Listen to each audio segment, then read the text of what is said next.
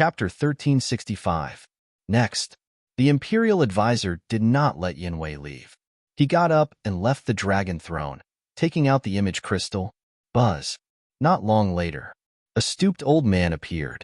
If Qin Feiyong was here, he would definitely recognize that this person was the red-clothed old man who had been beaten up by Lei Bao and the other two beasts. The imperial advisor laughed. "Brother Qin Jun, I haven't seen you for a few days. How have you been?" "Greetings, Lord Qinju." Yinwei followed suit and bowed. Qin Jun glanced at Yinwei, then looked at the imperial advisor and said, "This old man was wondering who it was, so it's you." Even in front of the imperial advisor, his expression was incomparably arrogant. "You're just a page boy. What are you so arrogant about?" The imperial advisor secretly snorted, but on the surface, he had a fawning look on his face as he smiled and said, "Brother Qin Jun, there's something I want to ask you." "What is it?" Qin Jun looked at him arrogantly. The imperial advisor suppressed his anger and laughed. "Brother Qin Jun is often by Emperor Hong's side. You should know the reason why Emperor Hong was looking for Qin Feiyong 10 days ago, right?" Qin Feiyong. Hearing this name, Qin Jun's eyes immediately flashed with an intense cold light. Seeing this, the imperial advisor's heart trembled. Could it be that this person also had a grudge with Qin Feiyong? If that was the case, then for him, it would be a once-in-a-lifetime opportunity. The imperial advisor asked without batting an eyelid, "Brother Qin Jun, from the looks of it, you don't seem to like Qin Feiyong?" "Not only do I not like him, I simply hate him." Qin Jun coldly snorted and said, "This old man does know the reason why Emperor Hong is looking for Qin Feiyong. This old man can also tell you, but you must agree to this old man's condition." The imperial advisor was secretly overjoyed and said unhappily, "Brother Qin Jun, aren't you treating me like an outsider? With our relationship, is there a need to talk about conditions? If there's anything you need this old man's help with, just say it. This old man will not shirk his responsibility." "Haha." Qin Jun laughed out loud, giving a thumbs up. Imperial advisor is indeed a smart person. All right, this old man will be straightforward.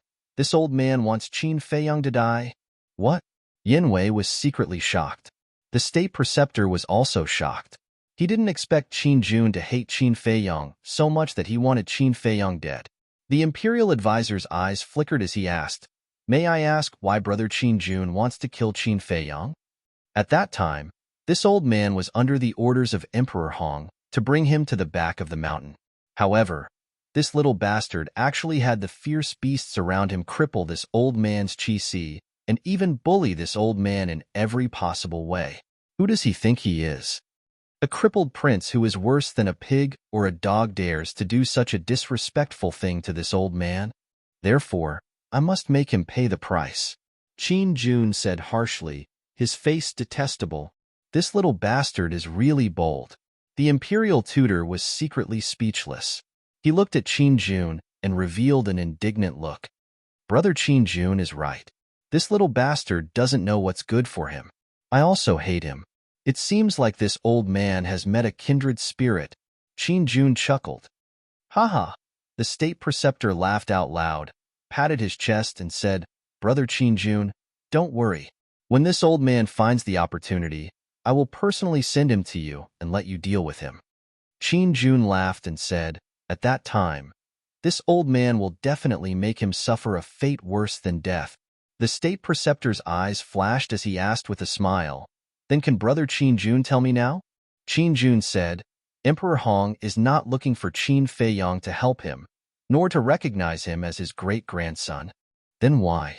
The state preceptor was puzzled. Qin Jun smiled and said, "It's to warn Qin Feiyong not to covet the throne of emperor. The two of them are very unhappy." "What?" The state preceptor was stunned. He never thought that there would be such a result. "Brother Qin Jun, are you serious?" He also did not believe it. After all, Emperor Hong was Qin Feiyong's great-grandfather. How could he do this? "It's absolutely true." Qin Jun nodded. "Great." When the state preceptor heard this, he was immediately overjoyed. As long as Emperor Hong did not recognize Qin Feiyong, then no matter how heaven-defying Qin Feiyong's methods were, no matter how smart his brain was, he could not set off any big waves. Qin Jun frowned again and said, "But there's one thing that this old man can't figure out." "What can't figure out?" The state preceptor became nervous again. As long as it was about Qin Feiyang, he did not dare to be the slightest bit careless. Qin Feiyang told Emperor Hong that he would not snatch the throne of emperor, but would instead help the little prince ascend to the throne? Do you think he's stupid? Qin Jun despised this. The state preceptor and Yin Wei looked at each other. Help the little prince ascend to the throne? What kind of situation was this? How could Qin Feiyang be so kind? Qin Jun said, "This old man has already told you everything I know. Don't forget the promise you made to this old man before." Between the words, there was a hint of threat.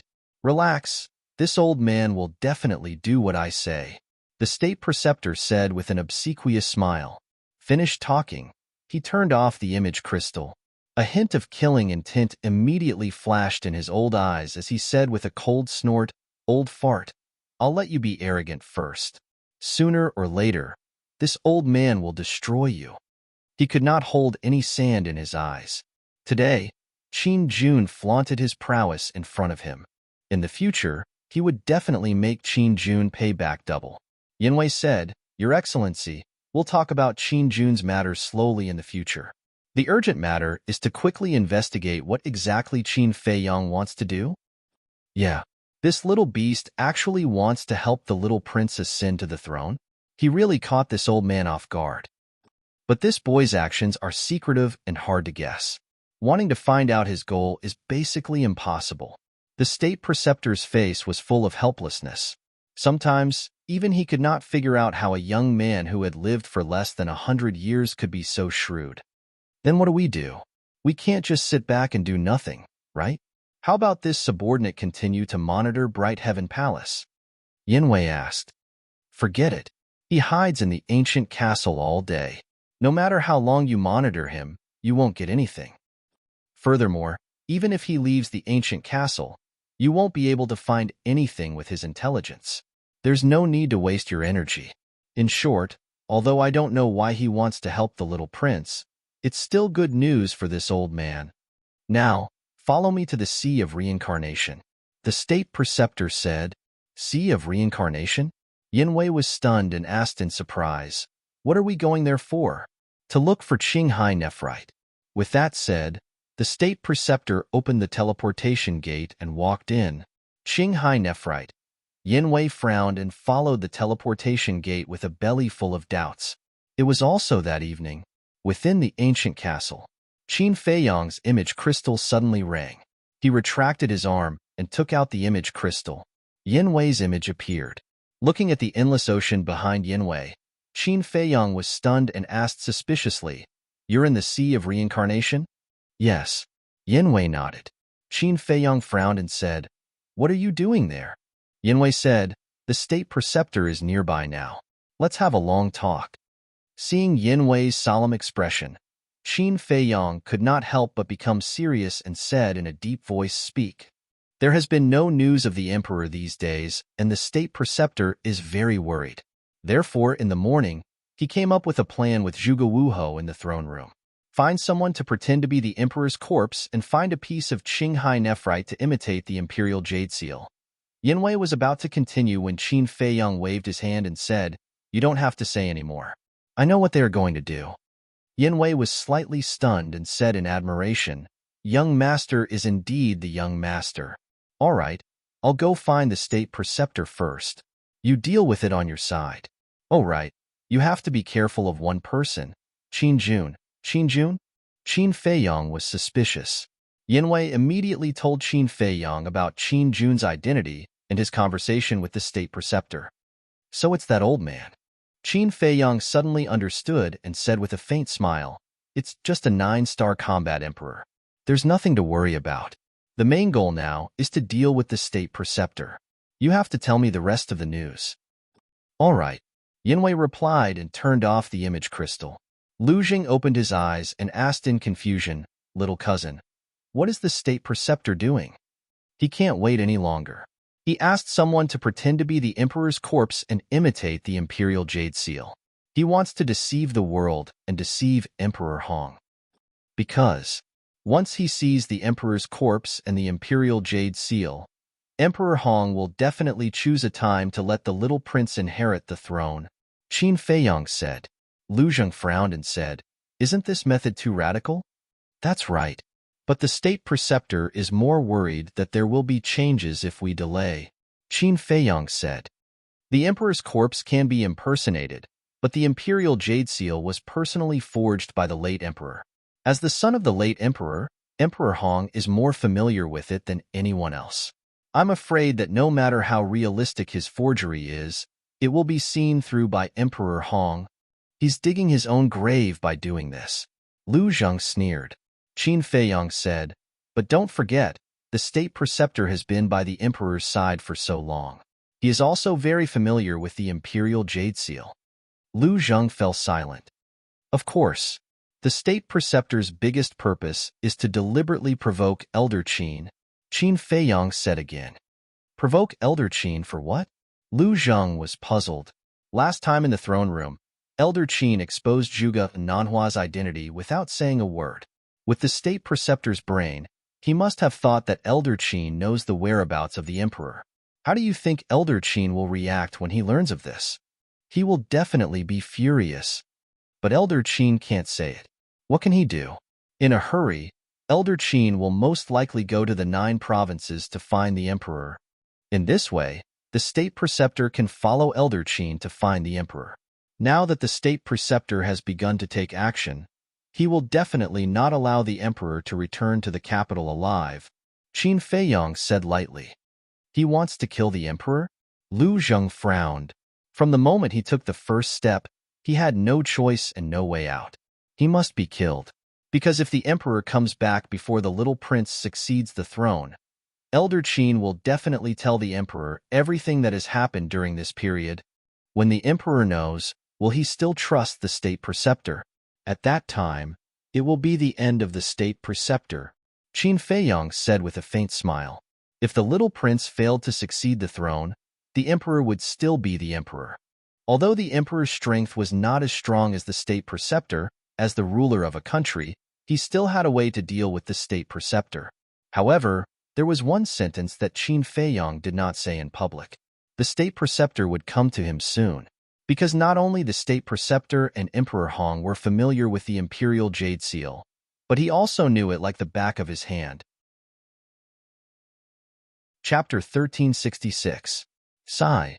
Hearing all this, Lu Hong opened her eyes and said with a sigh, "The scheming and scheming inside this imperial palace really makes people afraid. Isn't that so? If you're not careful, you'll be smashed to pieces. I really miss my life in the Yin County. Although there were intrigues at that time, it wasn't as scary as it is now." Fatso shook his head and sighed. Qin Feiyong laughed. "That's why when you guys followed me into the imperial capital, I asked you guys to think about it carefully. Do you want to come or not? Wait, don't think that we're really afraid. We're just sighing," Fatso immediately said. Lu Hong also nodded her head repeatedly, like a chicken pecking at rice. Qin Feiyong shook his head and smiled, then turned around and continued to copy the Xing character. Seeing this, Fatso asked suspiciously, "Boss, after hearing the news about Yinwei, don't you have any plans?" "Of course. However, it's not time yet." Qin Feiyong laughed without turning his head. Before he took action, he had to do his best to improve his cultivation. These days passed. 2/3 of the third stroke had already been completed. After careful calculation, Qin Feiyong had already spent a total of 20 days on this third stroke. 20 days. Only 2/3 of it was completed. In other words, it would take another 10 days to completely copy it. A full 30 days. Compared to the second stroke, it was almost twice as long. In fact, 30 days was nothing to cultivators. It passed in the blink of an eye. But one had to know. This was calculated according to the time outside. In the time of the ancient castle, 30 days was 300 days. This was almost a year's time. In other words, if there was no ancient castle, Qin Feiyong would need close to a year to copy the third stroke. And the third stroke would take such a long time, let alone the fourth, fifth, and sixth strokes. It could be said that The change in the ancient castle's time rules was a great fortune for him. Otherwise, he didn't know when he would be able to break through to the 9-star War Emperor and step into the false god realm. 5 years? 10 years? 20 years? It was hard to imagine. In the blink of an eye, another 10 days passed. Boom. That afternoon, after continuous hard work, Qin Feiyang finally finished copying the remaining 1/3 of the book. His cultivation had also soared to the level of a 4-star combat emperor. This time, he had broken through 2 minor realms in a row. It could be said that his gains were not small. His eyes flickered as he looked at the 4th stroke of the Xing character. Finally, he closed the book. Whoosh! The next moment, Qin Feiyang appeared in Bright Heaven Palace. During these 10 days, Yanwei sent back another piece of news. The Qinghai nephrite had been found. To be on the safe side, the imperial tutor found 2 basin-sized soft jades before returning from the Sea of Reincarnation. The real imperial jade seal was made from Qinghai nephrite. Standing in the main hall, Qin Feiyang pondered for a moment, then opened the door and sat on the throne, as if waiting for something. Time slowly passed. Night fell. The full moon hung in the sky, and the stars twinkled. The vast star domain gave people a mysterious feeling. Qin Feiyang walked out of Bright Heaven Palace and stood outside the door. Looking at the starry sky, he muttered, "What's beyond the starry sky? What's above War God? Where is the end of the path of cultivation?" For a moment, his mood soared. His consciousness left his body and flew into the starry sky, as if merging with the thousands of stars. He felt the majestic aura of the starry sky. At the same time, he also felt a cold sense of loneliness. Gradually, he involuntarily soared into the sky. Finally, he stood in the sky above the imperial capital like an immortal. His long hair danced in the wind, his clothes fluttered, and the aura of his entire body became ethereal. Moreover, his expression also became like an ancient well without ripples. He seemed to have entered a mysterious realm, and his body and mind had an indescribable carefree feeling. At this moment, the brilliance of the moon seemed to be brighter than before. The light of the stars also seemed to be brighter than before. Qin Feiyang calmly looked at the night sky and slowly closed his eyes. His aura became more and more ethereal. Looking from afar, he was like a god that was about to ride the wind. At this moment, his heart was unprecedentedly quiet. It seemed that he had forgotten everything. What is Qin Feiyang doing up there? Qin Feiyang's abnormality was gradually discovered by people. More and more people raised their heads and looked at Qin Feiyang, their faces full of suspicion. No one knew how long had passed. Qin Feiyang slowly raised his hands and slowly waved them in the void. Soon, an invisible force emerged, but the strange thing was that this invisible force did not have the slightest aura. However, the space around Qin Feiyang started to vibrate slowly because of this invisible force. In the end, it twisted crazily.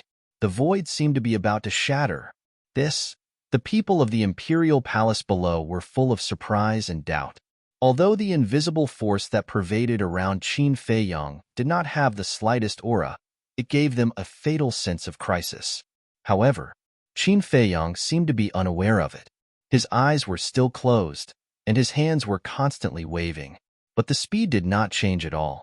It was very slow. It seemed to be playing in slow motion. There were more and more onlookers below.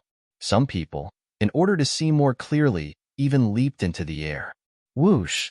2 figures of light broke through the air. It was Yanwei and the state preceptor. What's the situation? After discovering Qin Feiyang's abnormality, they were slightly stunned and immediately grabbed a eunuch to ask. Greetings, state preceptor. The eunuch hurriedly bowed and then said, I don't know.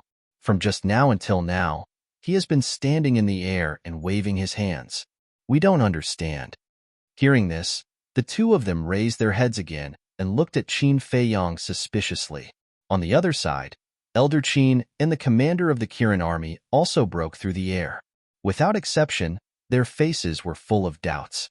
Time passed breath by breath. Everyone still did not understand, but Yanwei found a clue. He found that Qin Feiyang was actually repeating the battle art. It was the first move of the ultimate tactics, landslide. But why was there no aura of the battle art? He could not figure it out. But what he could not figure out even more was why Qin Feiyong was doing this. Gradually, Yanwei also found that Qin Feiyong stopped evolving the first move and began to evolve the second move of the ultimate tactics, earth-splitting. It was the same as before, constantly evolving, and there was still no aura of the battle art. There was only that surging invisible force, crazily surging in the void around Qin Feiyong. The void was also distorting more and more. Even in the sky above the imperial palace, there was already the sound of wind. Soon, Yanwei was surprised to find that Qin Feiyong had begun to evolve the third move of the ultimate tactics, sky-splitting. The commander of the Kirin army frowned and said, "What exactly is he doing?" Elder Qin muttered, "It's a familiar scene, but what exactly is it?" This old man can't remember. About a few hundred breaths passed. Qin Feiyong had evolved the fourth move of the ultimate tactics, Everyone thought that this was deliberately done by Qin Feiyong. But that was not the case. At this moment, Qin Feiyong had no idea what he was doing. It was as if he had lost consciousness and his body was moving naturally. Another few hundred breaths passed. Qin Feiyong was no longer evolving a single move. He continuously evolved the 4 moves of the ultimate tactics. He repeated it again and again. Woo woo. At this moment, the sound of the wind above the imperial palace changed. It was getting louder and louder. But the strange thing was that everyone was above the imperial palace and did not feel the wind. Is it haunted? Everyone was bewildered. Woo woo! The sound of the wind was getting more and more ear-piercing, as if ghosts were roaring in the void. Everyone could not help but feel apprehensive. A battle art without aura, the sound of the wind without wind. What a familiar scene. Where have I seen it before? Elder Qin whispered. The Imperial Preceptor was also muttering to himself. How is this possible? Suddenly, the Imperial Preceptor seemed to have thought of something as his body shook violently. His old face was full of disbelief. And Elder Qin and the commander of the Kirin army looked at the Imperial Preceptor. Yanwei, as well as the people below and around, looked at the Imperial Preceptor one after another. The Imperial Preceptor was silent as he stared at Qin Feiyong. The murderous intent in his eyes was undisguised. Could it be? Looking at the Imperial Preceptor's expression, Elder Qin seemed to have thought of something. His gaze trembled slightly as he suddenly raised his head to look at Qin Feiyong. His old eyes were full of bewilderment. Why? Such a difficult thing. How could you do it? No. There can only be one monster in the great Qin Empire, and that is Zhuge Mingyang. You must die. The Imperial Preceptor muttered and suddenly soared into the sky, carrying a surging divine aura as he charged toward Qin Feiyong. Yanwei's expression changed. What was going on? Why would the Imperial Preceptor suddenly have the intention to kill Qin Feiyong? What should I do? His mind was in a mess. Should he save Qin Feiyong? But if he did so, his identity would be exposed. One had to know. In order to gain the trust of the Imperial Preceptor, whether it was him or Qin Feiyong, they had both paid too much. But if he didn't save him, with Qin Feiyong's current state, he would definitely die. No, even if my identity is exposed, I can't let the young lord fall into danger. Yanwei gritted his teeth and was about to shout. Swoosh! But at this moment, a ray of divine light soared into the sky and flew toward the Imperial Preceptor. Yanwei hurriedly looked over. It turned out to be Elder Qin. Don't even think about succeeding. Elder Qin's eyes were gloomy. That terrifying divine might was like a tide, covering the sky and covering the earth as it rushed toward the Imperial Preceptor. However, there was a trace of excitement on his face as he muttered, I didn't expect this brat to be able to enter the ethereal realm. Seeing Elder Qin make a move, Yanwei also heaved a sigh of relief. The Imperial Preceptor waved his hand and his divine might roared out, colliding with Elder Qin's divine might as he shouted, Old thing, don't meddle in other people's business. You still dare to make a move here? Aren't you afraid of destroying the Imperial Palace and angering Emperor Hong? Elder Qin secretly sneered. Emperor Hong. The Imperial Preceptor's gaze trembled as he looked at the Imperial Palace below. Although he and Elder Qin did not use the power of the false gods, If the two divine might really collided, then not to mention the imperial palace, even the imperial city would be turned into ashes. Seeing that the two divine might were about to collide, the imperial preceptor hurriedly waved his hand, and the divine might immediately disappeared. Seeing this, Elder Qin also dispersed his divine might and stood in front of the imperial preceptor, sneering, "You never thought that Qin Feiyang would actually be able to enter the ethereal realm?" Ethereal realm? What is this? Everyone was surprised. Yanwei also had a face full of suspicion. Chapter 1367. Wrong. In your eyes, Qin Feiyang is a big problem. But in this old man's eyes, he is the hope of my great Qin, the future pillar. This old man will not allow anyone to hurt him. Old Qin secretly shouted. Hope, pillar. The imperial preceptor muttered to himself, a sharp light flashing in his eyes, and secretly said, I didn't expect you to have already sided with Qin Feiyang. Humph. Old Qin snorted coldly and said, This old man has never sided with anyone, only standing on the side of justice. Ha ha. The imperial preceptor laughed loudly, as if he had heard the biggest joke in the world. Suddenly, his face changed, looked behind Old Qin and bowed. Greetings, Emperor Hong. Emperor Hong. Old Qin's expression changed, and he hurriedly turned his head to look. Just as he turned his head, a hint of ridicule flashed in the imperial preceptor's eyes, and he rushed out from Old Qin's side like lightning, heading straight for Qin Feiyang. And Old Qin turned his head to look at the void and found that there was no one, and immediately realized that he had been tricked. Old man, you are a fake god at any rate, and you actually used such a despicable method. Old Qin was furious and hurriedly chased. But the battle between fake gods was a race against time. In an instant, many things could happen. The imperial preceptor had already arrived in front of Qin Feiyang, killing intent surging in his eyes. Don't! Old Qin roared, his hair standing on end. Go to hell. The imperial preceptor laughed sinisterly, raised his old hand, and like an eagle's claw, shattered the void, and grabbed towards Qin Feiyang's head. No. Yanwei also roared in his heart. However, at this moment, clang, accompanied by an earth-shaking loud sound, a black light rushed out from between Qin Feiyang's eyebrows. It was the ancient castle. It floated above Qin Feiyang's head, and wisps of divine might rolled out. Puff. The imperial preceptor was immediately sent flying, blood spurting out of his mouth, and his face was pale. So strong. Waves surged in his heart. At the same time, looking at this scene, Old Qin was also shocked to the extreme.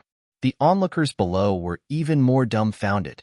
Was that Qin Feiyang's castle? It was actually so terrifying. Just a wisp of divine might was enough to severely injure the imperial advisor. That's great. With the protection of the ancient castle, not to mention the imperial advisor, even if Emperor Hong were to appear, he might not be able to harm young Lord. Yanwei mumbled. His heart that had been hanging in the air finally calmed down. Then he looked at Qin Feiyang. Such a great commotion had occurred, yet he seemed as if he didn't know anything. He still had his eyes closed as he ceaselessly repeated the 4 moves of the Void End technique. However, if one were to observe carefully, they would discover that the speed at which he was evolving was increasing bit by bit. Woo-woo! The sound of the wind became more and more deafening. It felt as if a level 12 typhoon was blowing in the sky above the imperial palace. The invisible force that permeated Qin Feiyang's surroundings also became more and more turbulent. After stabilizing his body, the state preceptor coldly stared at Qin Feiyang and the castle from afar. This old man is unwilling. Suddenly, he wiped off the blood from the corner of his mouth and once again charged towards Qin Feiyang with monstrous anger. How can an ant shake a tree? Old man Qin sneered and turned to retreat to the side. The commander of the Kirin army flew to Old man Qin's side and asked, Old man Qin, what is the ethereal realm? Let's talk about it later. Old man Qin waved his hand and looked at the imperial advisor without blinking. Puff. Before the imperial advisor could even get close, he was once again sent flying by the divine might emitted by the ancient castle. And this time, The injuries he suffered were even more serious than before. His body directly cracked, as if it was about to be torn apart. The divine blood was like rain, sprinkling down from the sky.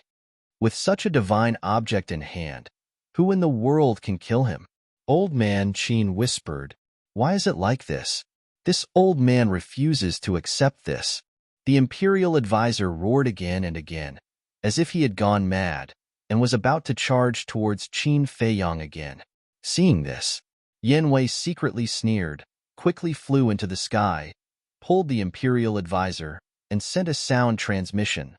"Lord, don't be rash. Let go." The imperial advisor shouted angrily. He was about to lose his mind and couldn't listen to anything. "Lord," Yan Wei secretly shouted and said, "Qin Feiyang has the protection of the ancient castle. You can't kill him. If you continue to attack, the one who will be injured and embarrassed in the end will only be you. Moreover, have you forgotten? We still need his help with something.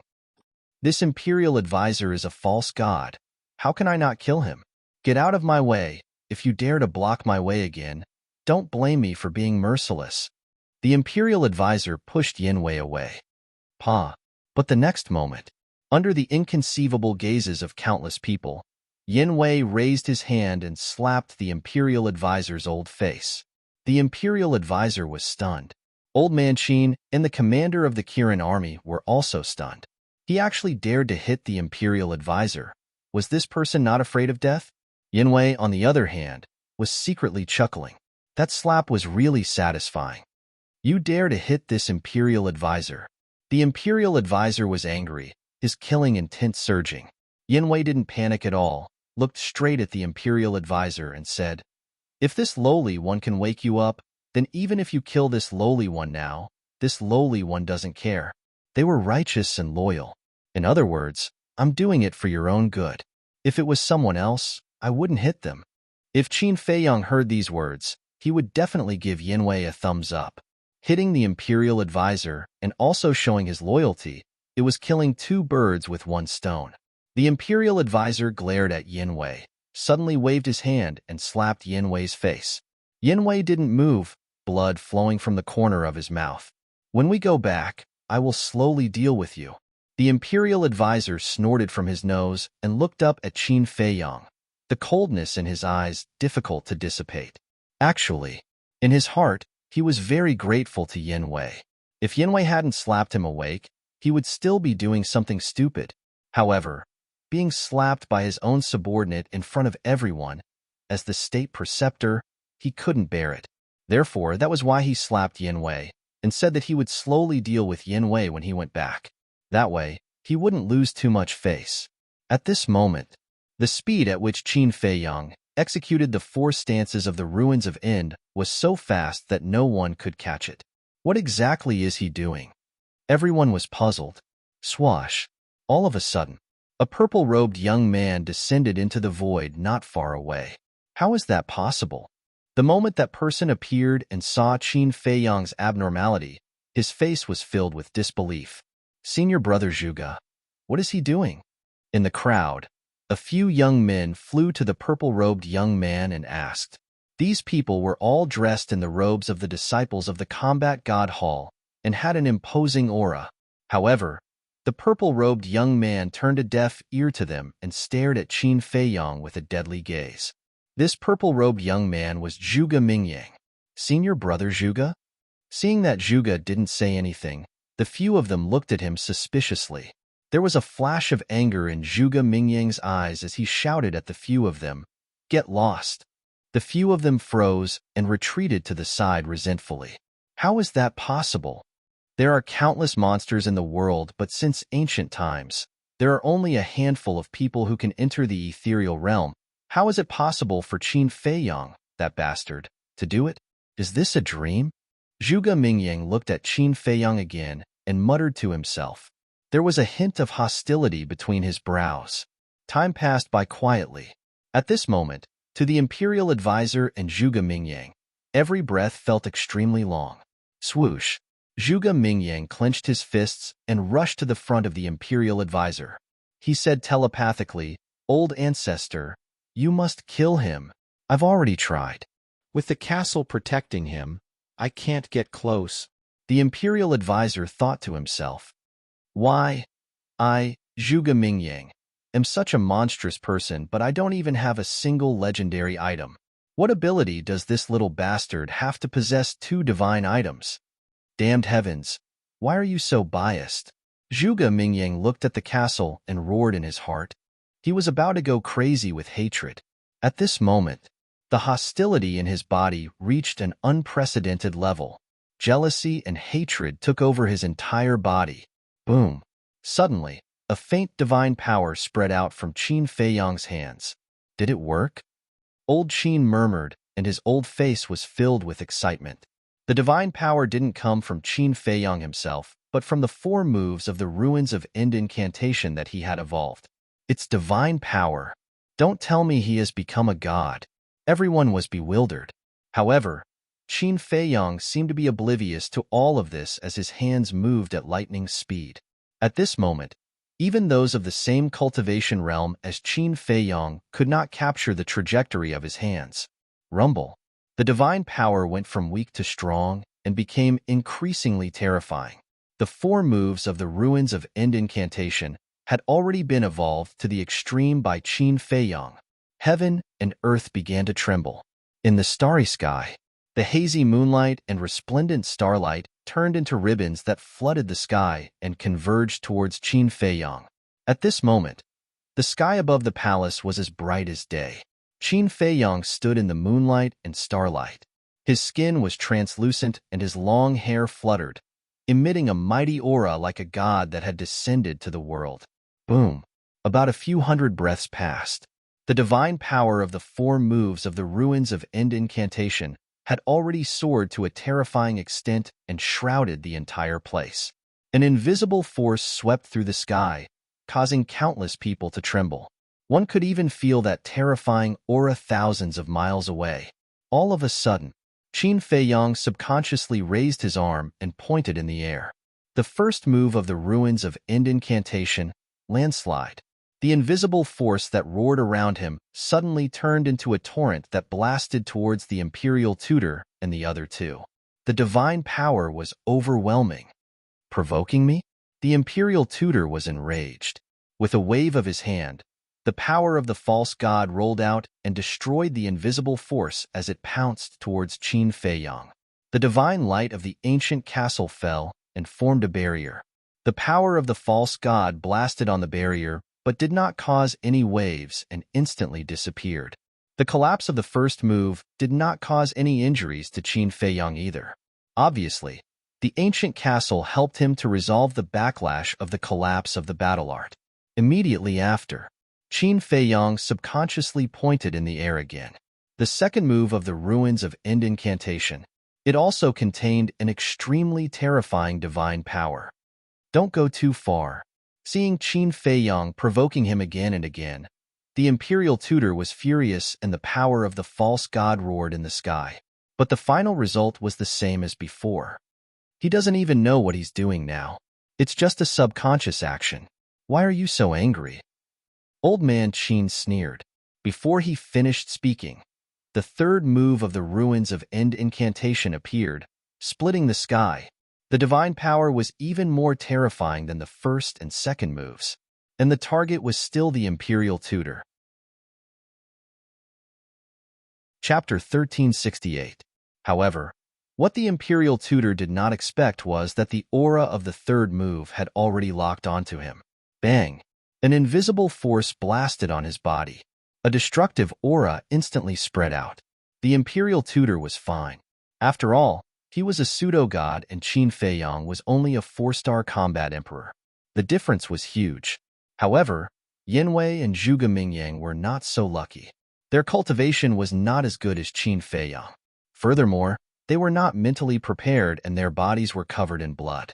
Fortunately, the imperial tutor reacted in time and erased the destructive aura. Otherwise, the 2 of them might lose their lives. After the event, Yanwei smiled bitterly and did not say anything. However, Zhuge Mingyang was extremely furious. That sinister look in his eyes could not wait to cut Qin Feiyang into pieces. Bang! However, Qin Feiyang did not know this. He pointed his index finger in the air, and the fourth move of the ultimate appeared. It continued to roar towards the imperial tutor. The divine power that it emitted was almost twice as strong as the third move. The imperial tutor's face was gloomy. He waved his hand, and the divine power surged and easily disintegrated the fourth move. Although he could easily disintegrate Qin Feiyang's ultimate art, Qin Feiyang's unconscious provocation made him very angry. Look at Qin Feiyang again. After performing the fourth move, he lowered his hands, and the invisible force that filled the air gradually dissipated. Moreover, the sound of the wind, starlight, and moonlight also gradually dissipated. It's finally over. Elder Qin heaved a sigh of relief. However, Qin Feiyang did not open his eyes for a long time. His expression was extremely serene, as if he had fallen into a deep sleep. When everything returned to normal, Qin Feiyang finally opened his eyes. Two bright rays of light burst out from his eyes. However, what followed was confusion. "What's wrong with me?" Qin Feiyang muttered. He looked at Elder Qin, the imperial tutor, and the rest, and then at the crowd below. He asked suspiciously, "Why are there so many people?" Swoosh. Old man Qin rushed over to Qin Feiyang and asked, "You don't remember anything?" Qin Feiyang pondered for a while and said, "I only remember that when I walked out of the hall and looked at the moonlight, I had a feeling. But gradually, I seem to have entered a wonderful state. This is the ethereal realm." Old Qin said, "Ethereal realm?" Qin Feiyang was stunned and asked, "What's this?" Old man Qin glanced at the crowd below and said, "Let's go down first." "All right." Qin Feiyang carried a bellyful of doubts as he plunged down towards Bright Sky Palace. Old Qin and the commander of the Kirin army followed closely behind. When the three of them entered Bright Heaven Palace, Yinwei retracted his gaze and asked softly, "My lord, what exactly is the ethereal realm?" The imperial advisor ignored him. He looked at Zhuge Mingyang and transmitted his voice to him. "Don't be discouraged. No matter what, you've entered the ethereal realm earlier than him." "I did enter the ethereal realm earlier than him. But old ancestor, have you ever thought about how much older I am than him?" Zhuge Mingyang mocked himself. When Qin Feiyang was just born, he had already entered the temple and was famous in the imperial capital. It could be said that he could be considered to have watched Qin Feiyang grow up. This was the essential difference. Bright Heaven Palace. Old man Qin explained the situation of the ethereal realm to Qin Feiyang and the commander of the Kirin army in detail. It turned out that the ethereal realm was a kind of selfless state. Entering the ethereal realm, whether it was potential or comprehension, it would be greatly improved. But this improvement was only temporary. Once awakened from the ethereal realm, it would disappear. However, although it was short, it was enough to make a person undergo earth-shattering changes. This kind of change was the transformation of the battle arts. And it wasn't an ordinary transformation, but a transformation into a divine art. Just like before, the void returning art was originally just a perfect battle art, but in the end, Qin Feiyang raised the void returning art to a divine art in the ethereal realm. In short, the ethereal realm was actually a kind of epiphany, comprehension of all things in the world. There was no shortcut to this kind of comprehension. Some people would never be able to enter the ethereal realm in their entire lives, and some people could only enter once in their entire lives. In short, the ethereal realm could only be encountered by chance and not sought. It completely depended on chance and luck. After listening to Old Man Qin's explanation, Qin Feiyang waved his hand and evolved the first move of the void-returning art, Landslide. Feeling that astonishing divine might, the excitement in his eyes could not be concealed. Unexpectedly, he could actually step into such a magical realm. Old Man Qin asked, "Do you know how the late emperor created the divine dragon art back then?" Qin Feiyang was slightly stunned and asked suspiciously, "Also enter the ethereal realm?" "Yes." Old Man Qin nodded and said, "However, don't be too proud, because someone entered the ethereal realm before you." Qin Feiyang was surprised and asked, "Who is it?" "You know him." Old Man Qin said, "I know him?" Qin Feiyang frowned. A figure suddenly appeared in his mind and said, "It's Zhuge Mingyang." That's right. It's just that when he entered the ethereal realm, he wasn't in the imperial city, so very few people know about it, Old Man Qin said. Qin Feiyang's eyes flashed with a cold light and said, You mean, in order to transform a battle art into a divine art, only by entering the ethereal realm can it be done? Yes. Old Man Qin nodded and smiled. However, you don't have to compete with Zhuge Mingyang. After all, you are much younger than him. Overall, you are still better than him. The commander of the Kirin army nodded in agreement. Because Zhuge Mingyang did not step into the ethereal realm when he was Qin Feiyang's age. Why should I compete with him? Qin Feiyang smiled faintly, waved his hand, and the first move of the ruins returning art, landslide, instantly collapsed. Swish! At this moment, two figures descended outside the main hall. Qin Feiyang looked up, and his eyes flashed. It was Yin Wei and the Imperial Preceptor. At the same time, Old Man Qin and the commander of the Kirin army also looked at the Imperial Preceptor, their eyes flashing coldly. Now, Old Man Qin and the commander of the Kirin army had completely fallen out with the Imperial Preceptor. Of course, the Imperial Preceptor did not have a good impression of Old Man Qin and the commander. In short, both sides were unhappy with each other. Congratulations. Congratulations.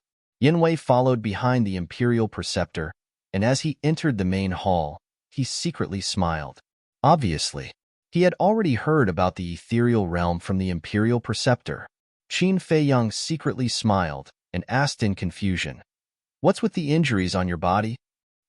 Yin Wei was stunned and said with a wry smile, Isn't it your masterpiece? Me? Qin Feiyang was stunned. The Imperial Preceptor is right. Those who enter the ethereal realm don't know what to do. Yin Wei helplessly smiled and briefly explained the situation at that time. After all, at this time, it was not suitable to talk for too long. Of course, although it was just a few words, Yin Wei also explained the whole thing very clearly. Qin Feiyang was stunned and secretly smiled. Sorry, it's nothing. But you have to thank Old Man Qin for this, Yin Wei secretly said.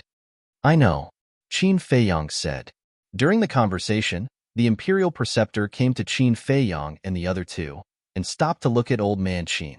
Old Man Qin also looked at him. Both of their gazes were overbearing, and their gazes collided in the void, creating wisps of invisible sparks. The atmosphere became dignified all of a sudden. Qin Feiyang's eyes flashed, and he turned to look at Old Man Qin and said, I am very grateful for your help, but now, I have some private matters to discuss with the Imperial Preceptor. Please leave first. Private matters? Old Man Qin raised his eyebrows.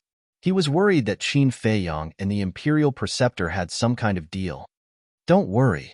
I will never wallow in the mire with the Imperial Preceptor, Qin Feiyang secretly said. Old Man Qin looked at him deeply, opened a portal, and said to the commander of the Kirin army, Let's go. Immediately, the two turned and walked toward the portal. Commander. The Imperial Preceptor suddenly turned his eyes and fell on the commander of the Kirin army. The commander of the Kirin army stiffened and asked without turning his head, What's the matter? The Imperial Preceptor needs to remind you that you are the commander of the Kirin army, and your duty is to guard the safety of the Imperial Palace, not to follow an idle person all day and do nothing. The Imperial Preceptor said. The commander of the Kirin army felt a chill in his heart. This old man really didn't give up the idea of killing him. Now, he followed Old Man Qin, and the Imperial Preceptor couldn't find a chance, so the Imperial Preceptor wanted to use this method to make him return to the Imperial Palace. Once he returned to the Imperial Palace, it would be like a sheep in a tiger's mouth, and there would be no escape. What a vicious heart, he muttered in his heart, and his face was full of disgust. I know what I am doing. Don't worry about the Imperial Preceptor. It's good that you know what you are doing, or the Imperial Preceptor will have to consider whether to change the commander of the Kirin army. The Imperial Preceptor said expressionlessly. The commander of the Kirin army clenched his hands. This was forcing him to return to the Imperial Palace. Old Man Qin turned to look at the Imperial Preceptor and said, The commander of the Kirin army was personally appointed by His Majesty. Without His Majesty's sacred order, are you qualified to replace him? The imperial preceptor said lightly. He was personally appointed by His Majesty, but now I am in charge of the state affairs. Old Man Qin said, not in charge, but in charge. Although there is only one word difference, the meaning is completely different. The imperial preceptor's eyes flashed a touch of sharp light, and he nodded. Yes, I admit that I am not qualified to be in charge of the state affairs, but what if the little prince inherits the throne? His face was full of ridicule. The implication was that after the little prince inherits the throne, he only needed to say a word, and the little prince would order to remove him from the position of the commander of the Kirin army. What?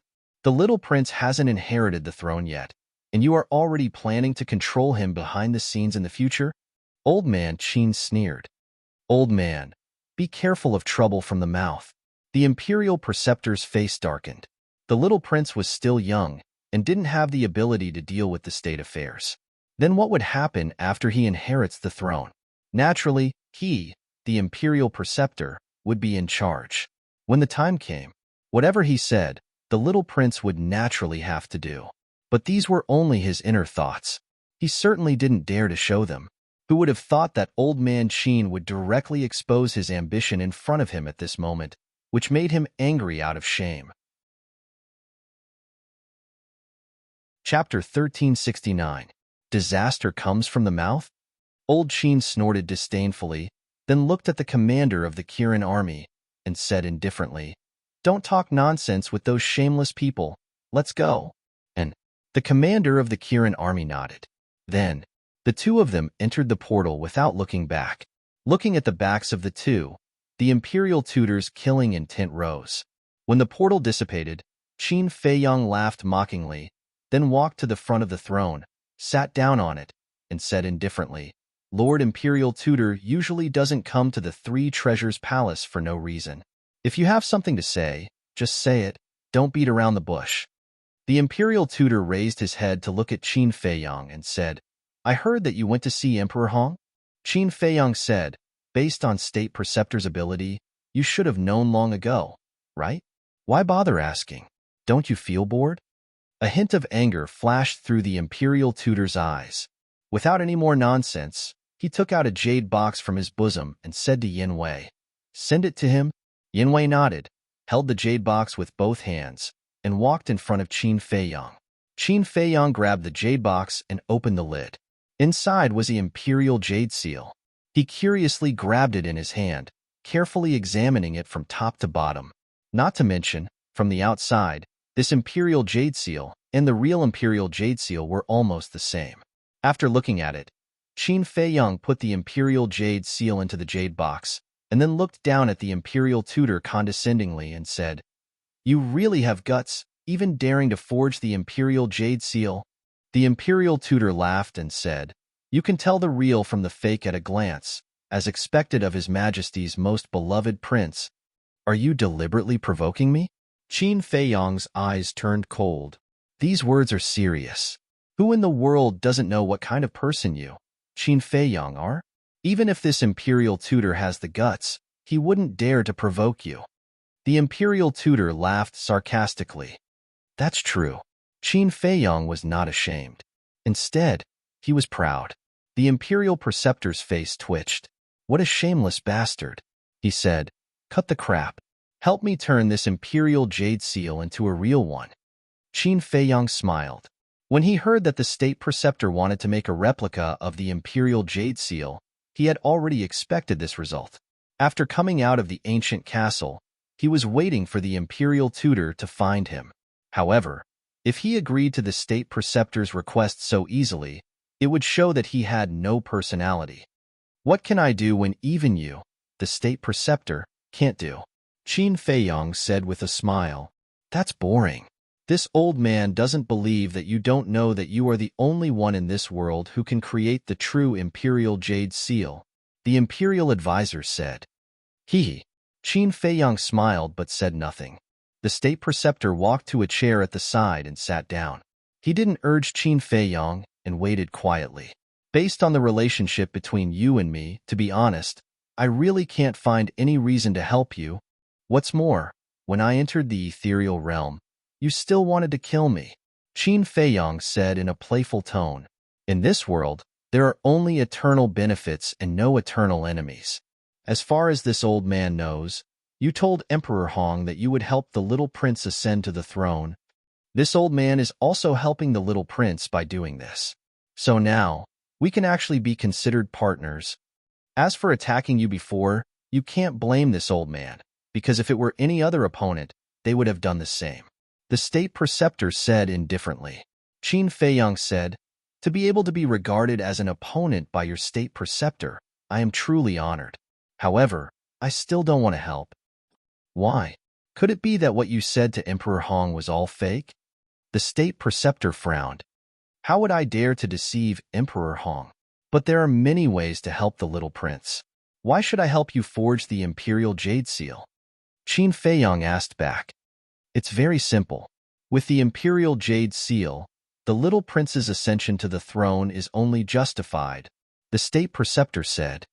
Lord State Preceptor, we are all sensible people. Why do you have to put on an act? You are so scheming to help the little prince, isn't it for your own ambition? And I, as the little prince's brother, do you think I will help you harm him? Qin Feiyong sneered.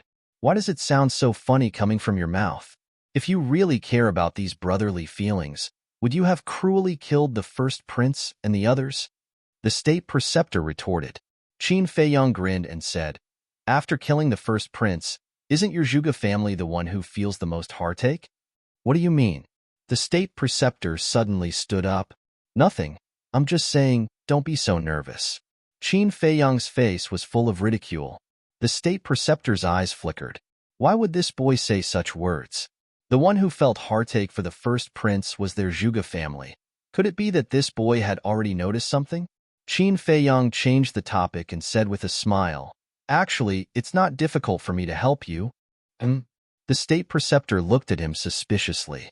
Qin Feiyong said, use a divine art in exchange? You. The state preceptor was furious. Don't be in a hurry to get angry. This world has always been like this. Only when there is effort, there will be gain. Although now, you will lose a divine art, but you can use this to achieve your ambition. If you really want to calculate, Lord State Preceptor, you will only gain and not lose. Qin Feiyong said with a smile. The state preceptor fell silent. If he could use a divine art in exchange for the great Qin's empire, of course it was worth it. However, he was afraid that Qin Feiyong would play tricks with him and end up in a situation where he would suffer a double loss. Go back and think about it carefully. Qin Feiyong smiled faintly and directly ordered him to leave. The state preceptor gritted his teeth and said in a deep voice, there's no need to think about it. This old man will agree to you now. However, I don't have a divine art, but I have a divine artifact. Moreover, you have to promise to help this old man and help the little prince ascend to the throne. As expected of the state preceptor, you are decisive and direct. So what if it's a divine artifact? Give it to me. Qin Feiyong's face was full of admiration, and he reached out with a smile. The state preceptor took a deep breath, and with a thought, a divine light swept out from his sea of qi and flew in front of Qin Feiyong. It was a book. However, it was different from ordinary books. This book was made of an unknown divine metal, and it was suffused with a jet-black light.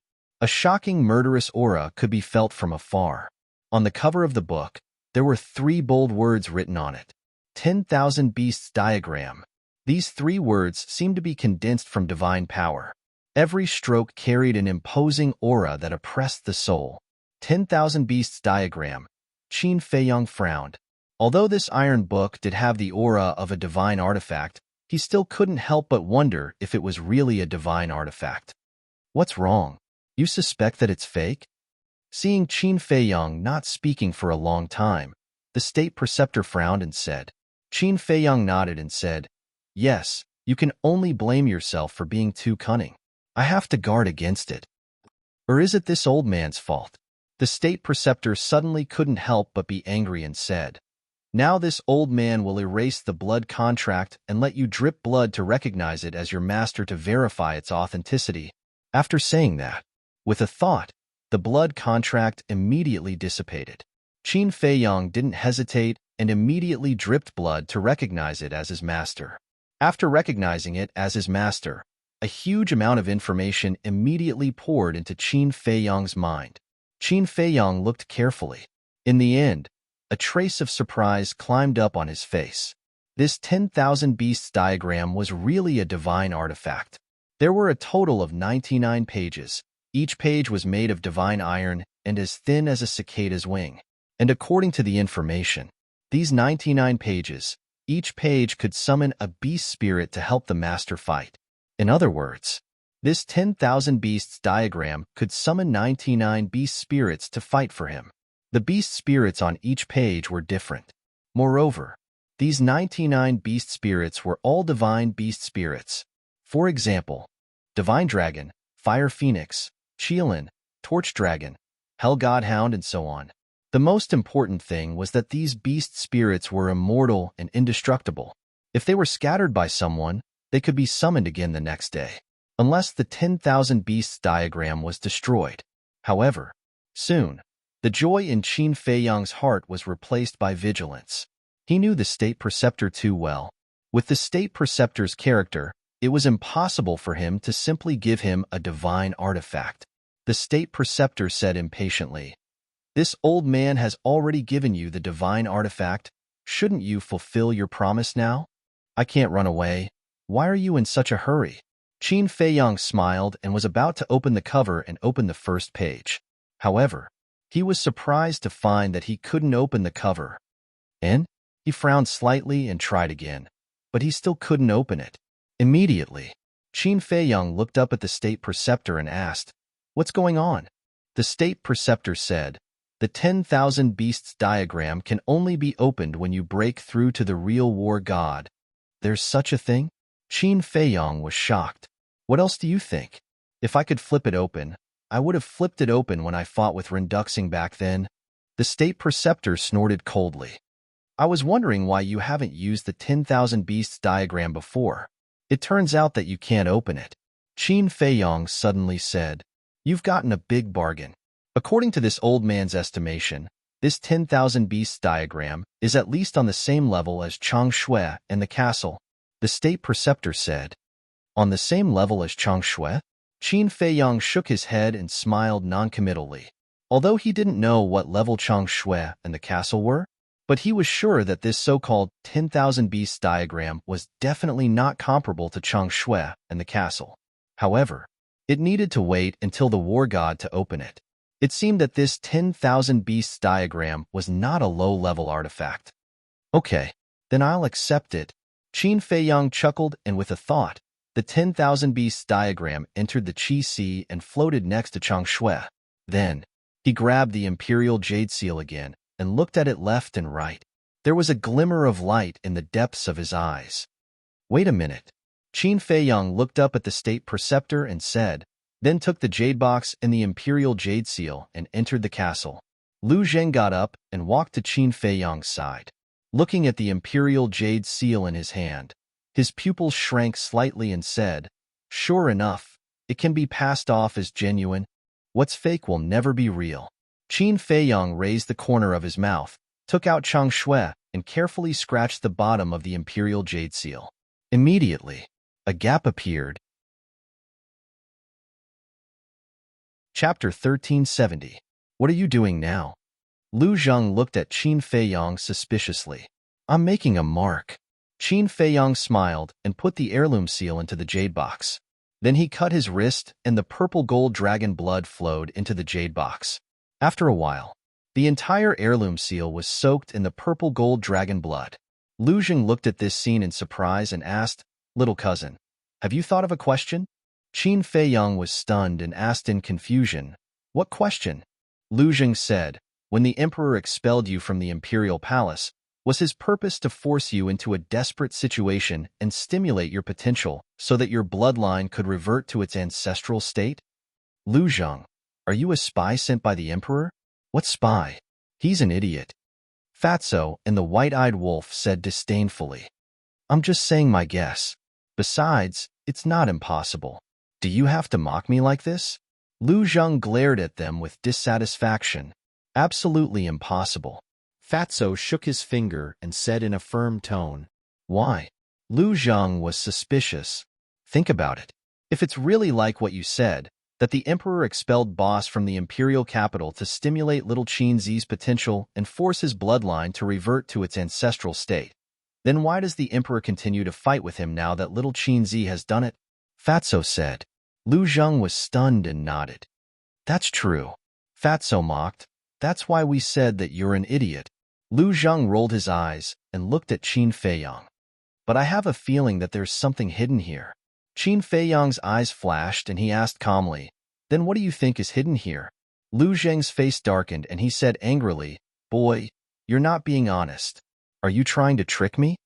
Qin Feiyang smiled embarrassedly. So this guy wasn't stupid after all. Lu Zheng rolled his eyes and waved his hand. All right. Let's not talk about this anymore. What's your next step? What other plans could there be? Naturally, I'm going to continue my battle with the Imperial Advisor. Qin Feiyang smiled coldly as he left the castle and appeared in the main hall. State Preceptor immediately looked at the jade box in Qin Feiyang's hand. Take it. Qin Feiyang sat on the chair and said lightly. The State Master nodded at Yanwei. Yanwei quickly walked to the front of Qin Feiyang and returned to the side of the State Preceptor with both hands holding the jade box. The Imperial Preceptor looked at the purple gold dragon blood in the jade box and immediately beamed with joy. He cupped his hands and said, Thank you. I also wish us a happy cooperation. I'm sure it will be very enjoyable. Qin Feiyang smiled faintly. The State Preceptor took a deep look at Qin Feiyang, then opened a portal and left with Yanwei. Qin Feiyang also entered the castle again. He took out the 10,000 Beasts illustration and handed it to Lu Zheng. Take it back and let Second Grandpa take a look. Is there any problem with this divine artifact? You're too cautious. Lu Zheng was speechless. He took the 10,000 Beasts illustration and looked at it curiously. I have no choice. I have to be cautious when facing the State Preceptor. Qin Feiyang sighed. Lu Zheng looked up at him and nodded helplessly. All right, I'll go back right away. Who told me to have a troublesome cousin like you? I don't even think you're troublesome. Qin Feiyang glared at him fiercely, then waved his hand and sent Lu Zheng back to the castle. Fatso rolled his eyes, got up and ran to Qin Feiyang's side, and whispered a few words stealthily. Qin Feiyang listened and frowned. They clearly don't want to see me? It's not appropriate for me to run over like this, is it? Fatso said. At worst, we won't show up and just observe in secret. Qin Feiyang pondered for a moment and nodded. All right, I've long wanted to know where the Lu family is hiding anyway. After that, he raised his hand and waved, and the scene in front of him appeared. He saw that Lu Zheng had already entered the portal. Qin Feiyang's eyes flashed, and he drove the castle in. At the same time, in a courtyard, the State Preceptor stood in the hall, looking at the jade box on the tea table. The excitement on his face could not be concealed. Yanwei looked at the jade box suspiciously, then looked at the State Preceptor and said, Your Excellency, I still don't understand why you need Qin Feiyang's blood to imitate the Imperial Jade Seal. The State Preceptor said, You're wrong. It's not that you need Qin Feiyang's blood, but that you need purple gold dragon blood. You need purple gold dragon blood? Yanwei was startled and asked puzzledly, Why is that? The State Preceptor explained, Back then, when the previous emperor created the Imperial Jade Seal, he fused some purple gold dragon blood into it. Therefore, the real Imperial Jade Seal carries the aura of the purple gold dragon blood. Yanwei suddenly said, So that's how it is. That's why you went to Qin Feiyang and asked for the purple gold dragon blood. There's nothing I can do about it. In the world today, only he has the purple gold dragon blood. If I don't ask him for help, I won't be able to deceive Emperor Hong. The State Preceptor's face was full of helplessness. Yanwei frowned and said, Then you don't have to look for him personally. We can think of other ways, such as finding an opportunity to plot against him. Wouldn't we be able to get the purple gold dragon blood? It's not that this old man hasn't thought of other ways. But you also know that some time ago, Zhuge Jinghong was clamoring every day and even insulted his mother, but he still couldn't force him to make a move. Moreover, he has the ancient castle. If he encounters danger, he can hide in it at any time. So, this old man is too lazy to waste this time. The state preceptor said. That makes sense. Yanwei nodded and said, however, this lowly one still thinks that using a divine artifact to exchange for the purple gold dragon blood is too great a price. It doesn't matter. This old man doesn't care about a mere divine artifact at all, because as long as this old man wants it, I can get it at any time. Moreover, a divine artifact that can't be revived, even if it is given to him, he can't use it. The state preceptor said disdainfully. And? Yanwei was surprised. Such a big tone? Did he think that divine artifacts were cabbages? Sir, your words scared this lowly one quite a bit. How can a divine artifact be obtained so easily? Yanwei didn't dare to ask directly, so he beat around the bush. The state preceptor looked at him indifferently, didn't answer, and began to fuse with the purple gold dragon blood. Yanwei didn't dare to say anything anymore. Because the more you speak, the more mistakes you make. Once there were too many questions, it would definitely arouse the state preceptor's suspicion. However, this matter had to be quickly informed of Qin Feiyang. If it was really like what the state preceptor said, then there was probably a mysterious force behind the state preceptor. Otherwise, how could he dare to say such big words? At this time, it was late at night. The dark night shrouded the mountains and rivers, making everything seem mysterious and unpredictable. A village was located in a certain mountain range. The people in the village had already fallen asleep, and it was particularly quiet. In front of one of the courtyards, an old man dressed in linen was lying on an old wooden armchair, fanning the cattail leaf fan in his hand while admiring the moonlight. He looked quite comfortable. Second Grandpa, I really envy your life, carefree all day. Suddenly, a voice filled with jealousy sounded. Then, a dark-skinned young man appeared in front of the old man. It was Lu Zhang. I'm old and useless. I can only stay in the village, drink tea, and admire the moon. What's there to envy? If I really want to talk about envy, it's an old man like me. I envy young people like you. You have the energy, the drive, and the courage to do anything. Second Grandpa glanced at Lu Zhang and chuckled. Will you die if you don't pretend? Lu Zhang pursed his lips. Of course, he only dared to say this in his heart. Second Grandpa asked, Why are you back? Lu Zhang was immediately dissatisfied and said, That's strange. This is my home. I can come back whenever I want. Why do you care? Second Grandpa said helplessly, I didn't say that I care. But since you're back, there must be something. Lu Zhang said angrily, I'm puzzled. Can't I come back if there's nothing? The veins on Second Grandpa's forehead bulged, and he said with a dark face, The generation gap between us is too big. We can't chat. You finally said something right, Lu Zhang said with a smirk. Are you looking for a beating? Second Grandpa pretended to be angry. Lu Zhang hurriedly took a few steps back, waved his hand, and said with a smile, Let's stop joking. See if there's any problem with this. After that, Lu Zhang took out the picture of 10,000 beasts. Second Grandpa looked at the picture of 10,000 beasts, and his eyes suddenly lit up.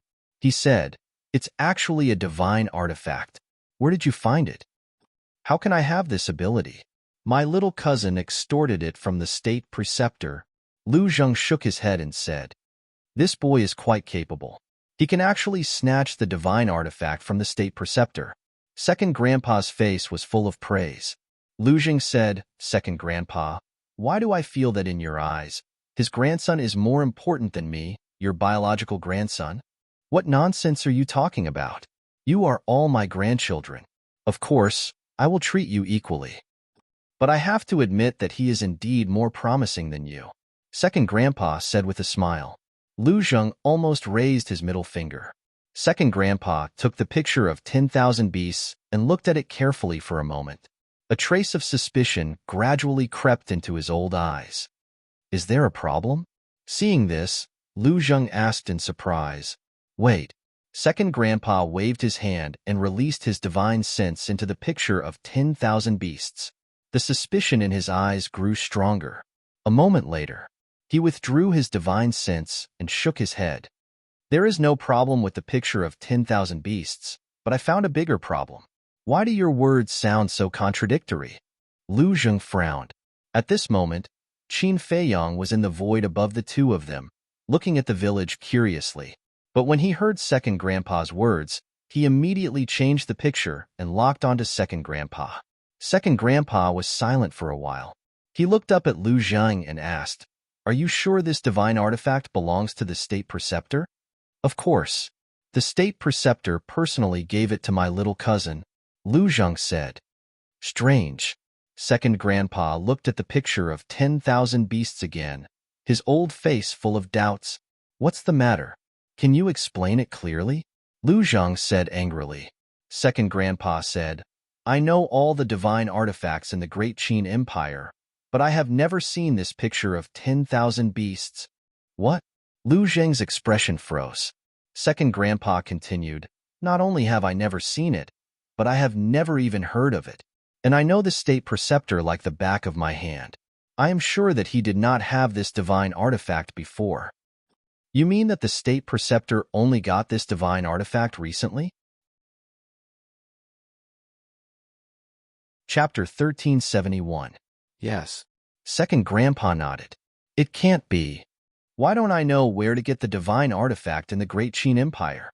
Lu Zhang frowned in disbelief. "There is no place in the Great Qin Empire to get the divine artifact. This is also what I can't figure out. Where did he get this 10,000 beasts diagram?" Second Grandpa's expression became serious for the first time. "Boss, it seems that there is really a problem." In the castle, Fatso got up and walked to Qin Feiyong's side. He looked at Second Grandpa and Lu Zhang and said. Qin Feiyong also frowned. Outside, Second Grandpa pondered for a moment. Suddenly, he seemed to think of something. His old eyes flashed and he sneered. "I think I know." "Know what?" Lu Zhang asked quickly. Second Grandpa glanced at Lu Zhang. The light in his eyes dissipated and he returned to normal. He smiled and said, "Nothing. Go back and tell Feiyong that there is no problem with this divine artifact. Don't worry and keep it by your side." Second Grandpa, blood is thicker than water. "Do you have to hide it from me?" Lu Zhang suddenly became angry. Why does a little brat know so much? Second Grandpa glared at him and threw the 10,000 beasts diagram to Lu Zhang. Lu Zhang grabbed the 10,000 beasts diagram and stared at Second Grandpa, his face full of anger. "Why are you standing there? Go back and report to Feiyong." Second Grandpa said. "Report to him?" Lu Zhang was even angrier when he heard this. He roared, "Who do you think I am?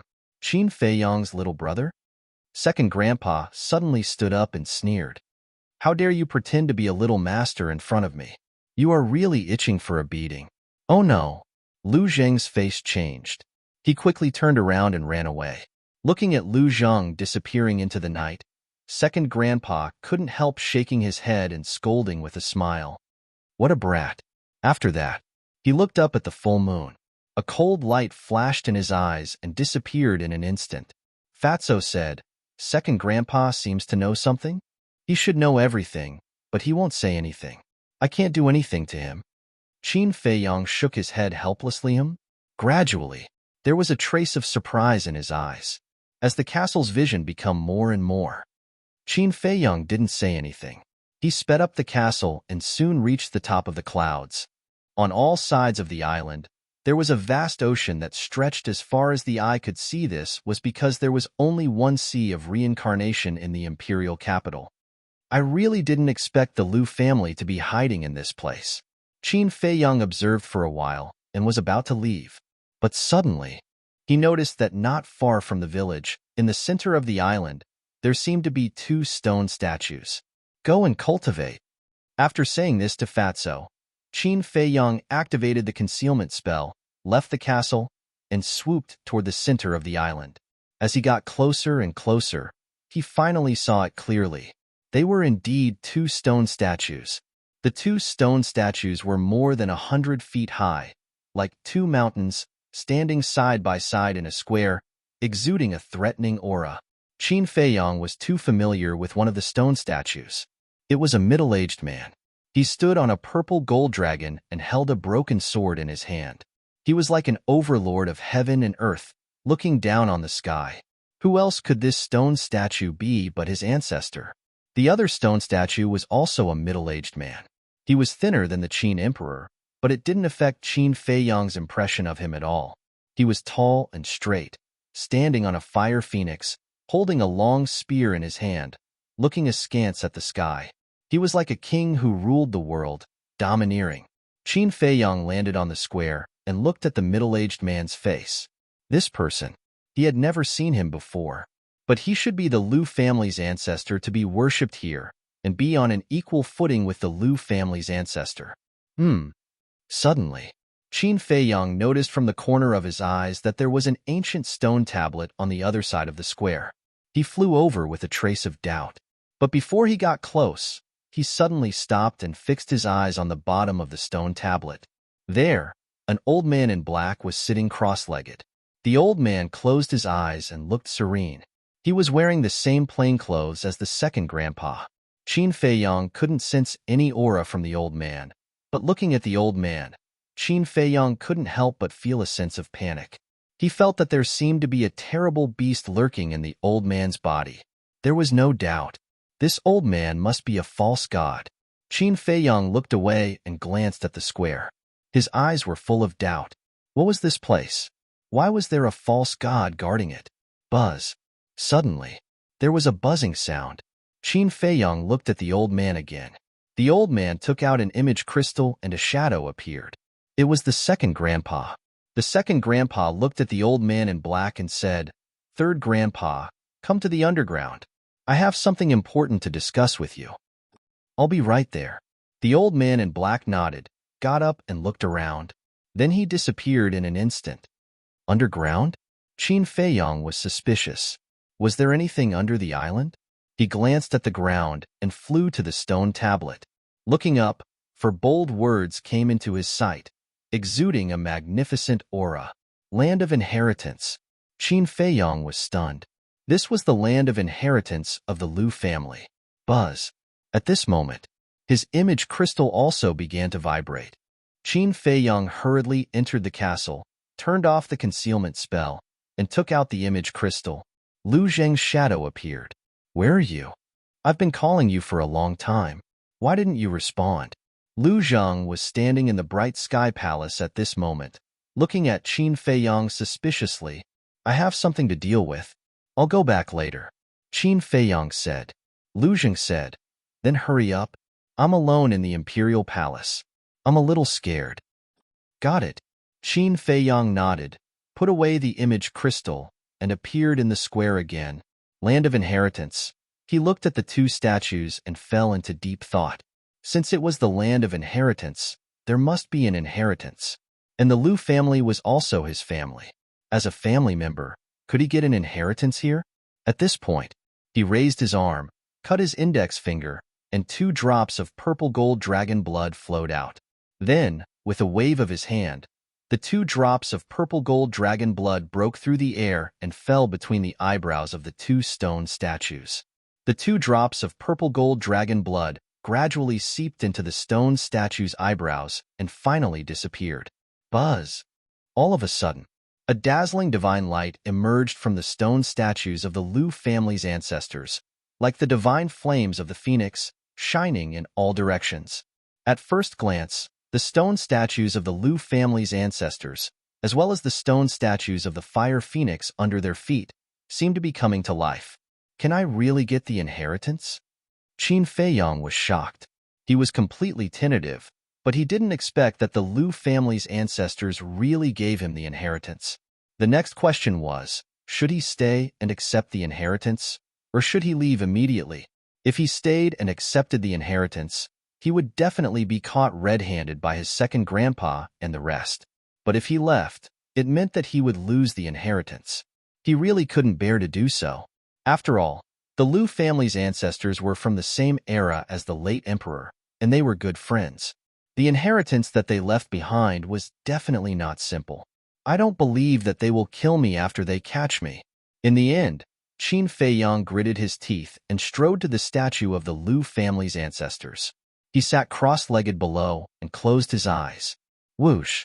Immediately, a ray of divine flame shot out from between the eyebrows of the statue and rushed into Qin Feiyang's eyebrows. A huge amount of information immediately surged into his sea of consciousness. Fire Phoenix technique? Qin Feiyang's heart trembled. He immediately calmed down and concentrated on comprehending the inheritance. Almost at the next moment, Second Grandpa and the old man in black almost at the same time arrived in the sky above the land of inheritance. What's going on? Looking at the statue shining with divine light, the two of them were stunned. Someone's here. After the old man in black came to his senses, he immediately noticed Qin Feiyang sitting cross-legged under the statue. Second Grandpa also looked down at once. Both of their eyes flashed with cold light. But when they saw Qin Feiyang's face clearly, they were instantly stunned. How could it be Qin Feiyang? The old man in black asked, "Second brother, did you ask him to come?" "No, I don't know at all." Second Grandpa shook his head. "Then how did he find this place?" The old man in black asked. Second Grandpa was also dumbfounded. "What's wrong?" Swish. At this time, the 10 fake gods who had revived the sky mirror also arrived in the sky above the land of inheritance one after another. Second Grandpa said helplessly, "See for yourself." The 10 of them glanced at the statue and then looked at Qin Feiyang. Without exception, they were all petrified on the spot. The scene fell into a dead silence. After a while, Second Grandpa seemed to think of something and said, "In my opinion, he should have followed Lu Zheng here." Hearing that, everyone was stunned. This little guy is really impossible to guard against. The old man in black shook his head and smiled bitterly. He looked at Second Grandpa and the others and said, "What should we do now? Since we're already here, what else can we do? Besides, he's receiving the inheritance. We can't forcibly interrupt him." Second Grandpa shook his head and said. Everyone had a helpless expression on their faces. Second Grandpa looked at Qin Feiyang with a trace of doting in his eyes and said, "Let's go and continue to discuss that matter." Everyone nodded. The old man in black said, "Lu Zheng is too careless. Second brother, you must find a chance to teach him a lesson." "Yes, he needs to be taught a lesson," Second Grandpa mumbled. The next moment, more than a dozen people disappeared in the sky above the land of inheritance. Time passed day by day. 8 days later, Qin Feiyang finally opened his eyes, which were full of joy. This Fire Phoenix incantation was actually exactly the same as the Fire Phoenix incantation that Lu Zheng grasped. Chapter 1372. He had never thought that he would be able to obtain such a divine art. But while he was happy, he was also a little puzzled. According to the inherited memory, only the direct descendants of the Lu family could obtain the Fire Phoenix art. If it was before, he would not have any doubts about obtaining the Fire Phoenix art. Because, before the bloodline reversion, he also had half of the Lu family's bloodline power. After all, his mother was the biological daughter of the Lu family's great-grandpa. But now, he had already abolished the original bloodline power. In other words, he no longer had anything to do with the Lu family's bloodline power. But how did he get the Fire Phoenix art? He couldn't figure it out. Suddenly, he looked at the statue of the ancestor. Was it related to the ancestor again? After thinking about it, it seemed that this was the only possibility. Or perhaps, the ancestor of the Lu family had long predicted that one day he would come to the land of inheritance, so he included him. But this possibility was almost zero. Because when the ancestor of the Lu family left the inheritance, he didn't exist. No matter what, now I have another trump card in my hands, Qin Feiyang muttered. Fire Phoenix art, Divine Dragon art, Eclipse Moon, End Ruins art. 6 words, divine art. No need to pretend. Now, even he was afraid of the deity arts he had mastered. Phew. Qin Feiyang took a deep breath, got up and bowed to the statue of the Lu family's ancestor to show his gratitude. Then, he bowed respectfully to the statue of the ancestor. Although he had never seen the ancestor, he was able to get to where he was today because of all the good fortune that the ancestor had given him. He didn't dare to forget this great kindness, nor could he forget it. Very good. Suddenly, a hoarse voice sounded. Qin Feiyang was startled and looked towards the voice, only to see the old man in black sitting cross-legged on the stone tablet, looking at him. That night, After the old man in black finished discussing with the second grandpa and the others, he returned to the land of inheritance, but he didn't say anything to disturb Qin Feiyang. Of course, Qin Feiyang also knew. Not only did he know that the old man in black had returned, but he also knew that the second grandpa and the 10 false gods had appeared. However, at that time, he couldn't be distracted. With a nervous heart, Qin Feiyang walked to the black-clothed old man and bowed. "Greetings, senior." "Senior?" The black-clothed old man was stunned. Then, he shook his head and smiled. "Just call me third grandpa. Calling me senior makes us seem too distant." "Third grandpa?" Qin Feiyang was slightly taken aback. "You're the same as second grandpa. You're my grandfather's younger brother?" Yes. Third grandpa nodded and smiled. Looking at the kind smile on third grandpa's face, Qin Feiyang immediately felt a long-lost sense of closeness. They were both his closest elders, but compared to this old man in front of him, the difference was more than 100,000 miles. "Greetings, third grandpa." Qin Feiyang bowed and said, "Good child." Third grandpa stood up and stretched out his big hand that was covered with calluses and frowns. He grabbed Qin Feiyang's hand and carefully sized up Qin Feiyang. Qin Feiyang felt a little embarrassed from being stared at like that. Sigh. After a long time, third grandpa sighed deeply and said, "We've made you suffer all these years. Will you blame us?" "I used to, but now I don't have any, because I know that you all have your difficulties. Although I don't know what the difficulties are, I understand that if possible, you won't sit by and do nothing." Qin Feiyang lowered his head and said. Third grandpa said, "You're really a sensible child. Please forgive us, because there are some things that we can't tell you yet." "Yes." Qin Feiyang nodded. "All right, let's not talk about these unhappy things. Since you're already here, then treat this place as your home." "No. Look at my head. I'm getting old and confused. This is your home. You can stay here as long as you want." Third grandpa said with a smile. "My home," Qin Feiyang murmured and couldn't help but feel sad. He looked up at third grandpa and said with a smile, "Thank you, grandpa." "Silly child. We're family. Why are you thanking me? Go. Your second grandpa is waiting for you." He blamed himself more than anyone for not taking care of you all these years. Third grandpa sighed. "Okay." Qin Feiyang nodded. "Big brother, Yanwei is looking for you." However, at this time, Fatso's voice sounded in Qin Feiyang's mind. "Why is he looking for me?" Qin Feiyang asked secretly. "It seems that the state preceptor is ready to take action." Fatso said, "Ask him to wait. I'll go in right away." Qin Feiyang said secretly, then looked at third grandpa and said, "Third grandpa, someone is looking for me.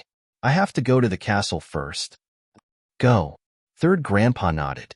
With a thought, Qin Feiyang appeared in the ancient castle. These days, Yanwei sent messages to Qin Feiyang more than once, but Qin Feiyang didn't respond to him every time. At first, he was very anxious. He was afraid that something would happen to Qin Feiyang. But when he sent a message to Fatso and learned from Fatso and others that Qin Feiyang was receiving the inheritance of the Liu family, he was surprised and sincerely happy for Qin Feiyang. But what made him happy was not that Qin Feiyang received the inheritance, but that Qin Feiyang finally found his grandfather's home and reunited with his grandfather's family. Because he knew Qin Feiyang. Qin Feiyang was a person who longed for family more than anyone else. Seeing Qin Feiyang appear, Yanwei immediately asked with a smile, "What inheritance did you get in the Liu family?" Fatso and others also looked at Qin Feiyang curiously. Although they knew that Qin Feiyang got the inheritance, they didn't know what inheritance it was. "Fire Phoenix technique," Qin Feiyang said with a smile. "What? Fire Phoenix technique?" Everyone was dumbfounded. Fatso said, "Boss, don't tell Fat Lord that the Fire Phoenix technique you got is the same as Liu Zhang's." "It's the same," Qin Feiyang said. "This." Fatso was stunned for a moment, then suddenly laughed out loud and said, "If Liu Zhang knows about this, I think his expression will be very interesting." White-Eyed Wolf, Liu Hong, and the others couldn't help but laugh out loud. "You guys just want to see the world in chaos." Qin Feiyang looked at everyone helplessly, then raised his head to look at Yanwei and said, You said that the Imperial Preceptor is ready to take action? Yes. Yin Wei nodded. Is there an exact time? Qin Feiyang asked. Yin Wei nodded and said, he is about to go to the 9 continents to meet up with Zhuge Wuhou. Zhuge Wuhou is in the 9 continents? Qin Feiyang frowned. Yes. Because he wants to find the Emperor's substitute, Zhuge Wuhou went to the 9 continents first, Yin Wei said. I'll go to the pagoda right away.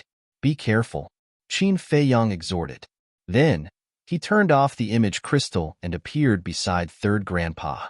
Without waiting for Third Grandpa to speak, Qin Feiyang cupped his hands and said, Third Grandpa, I have some urgent matters to attend to and have to return to the Imperial City immediately.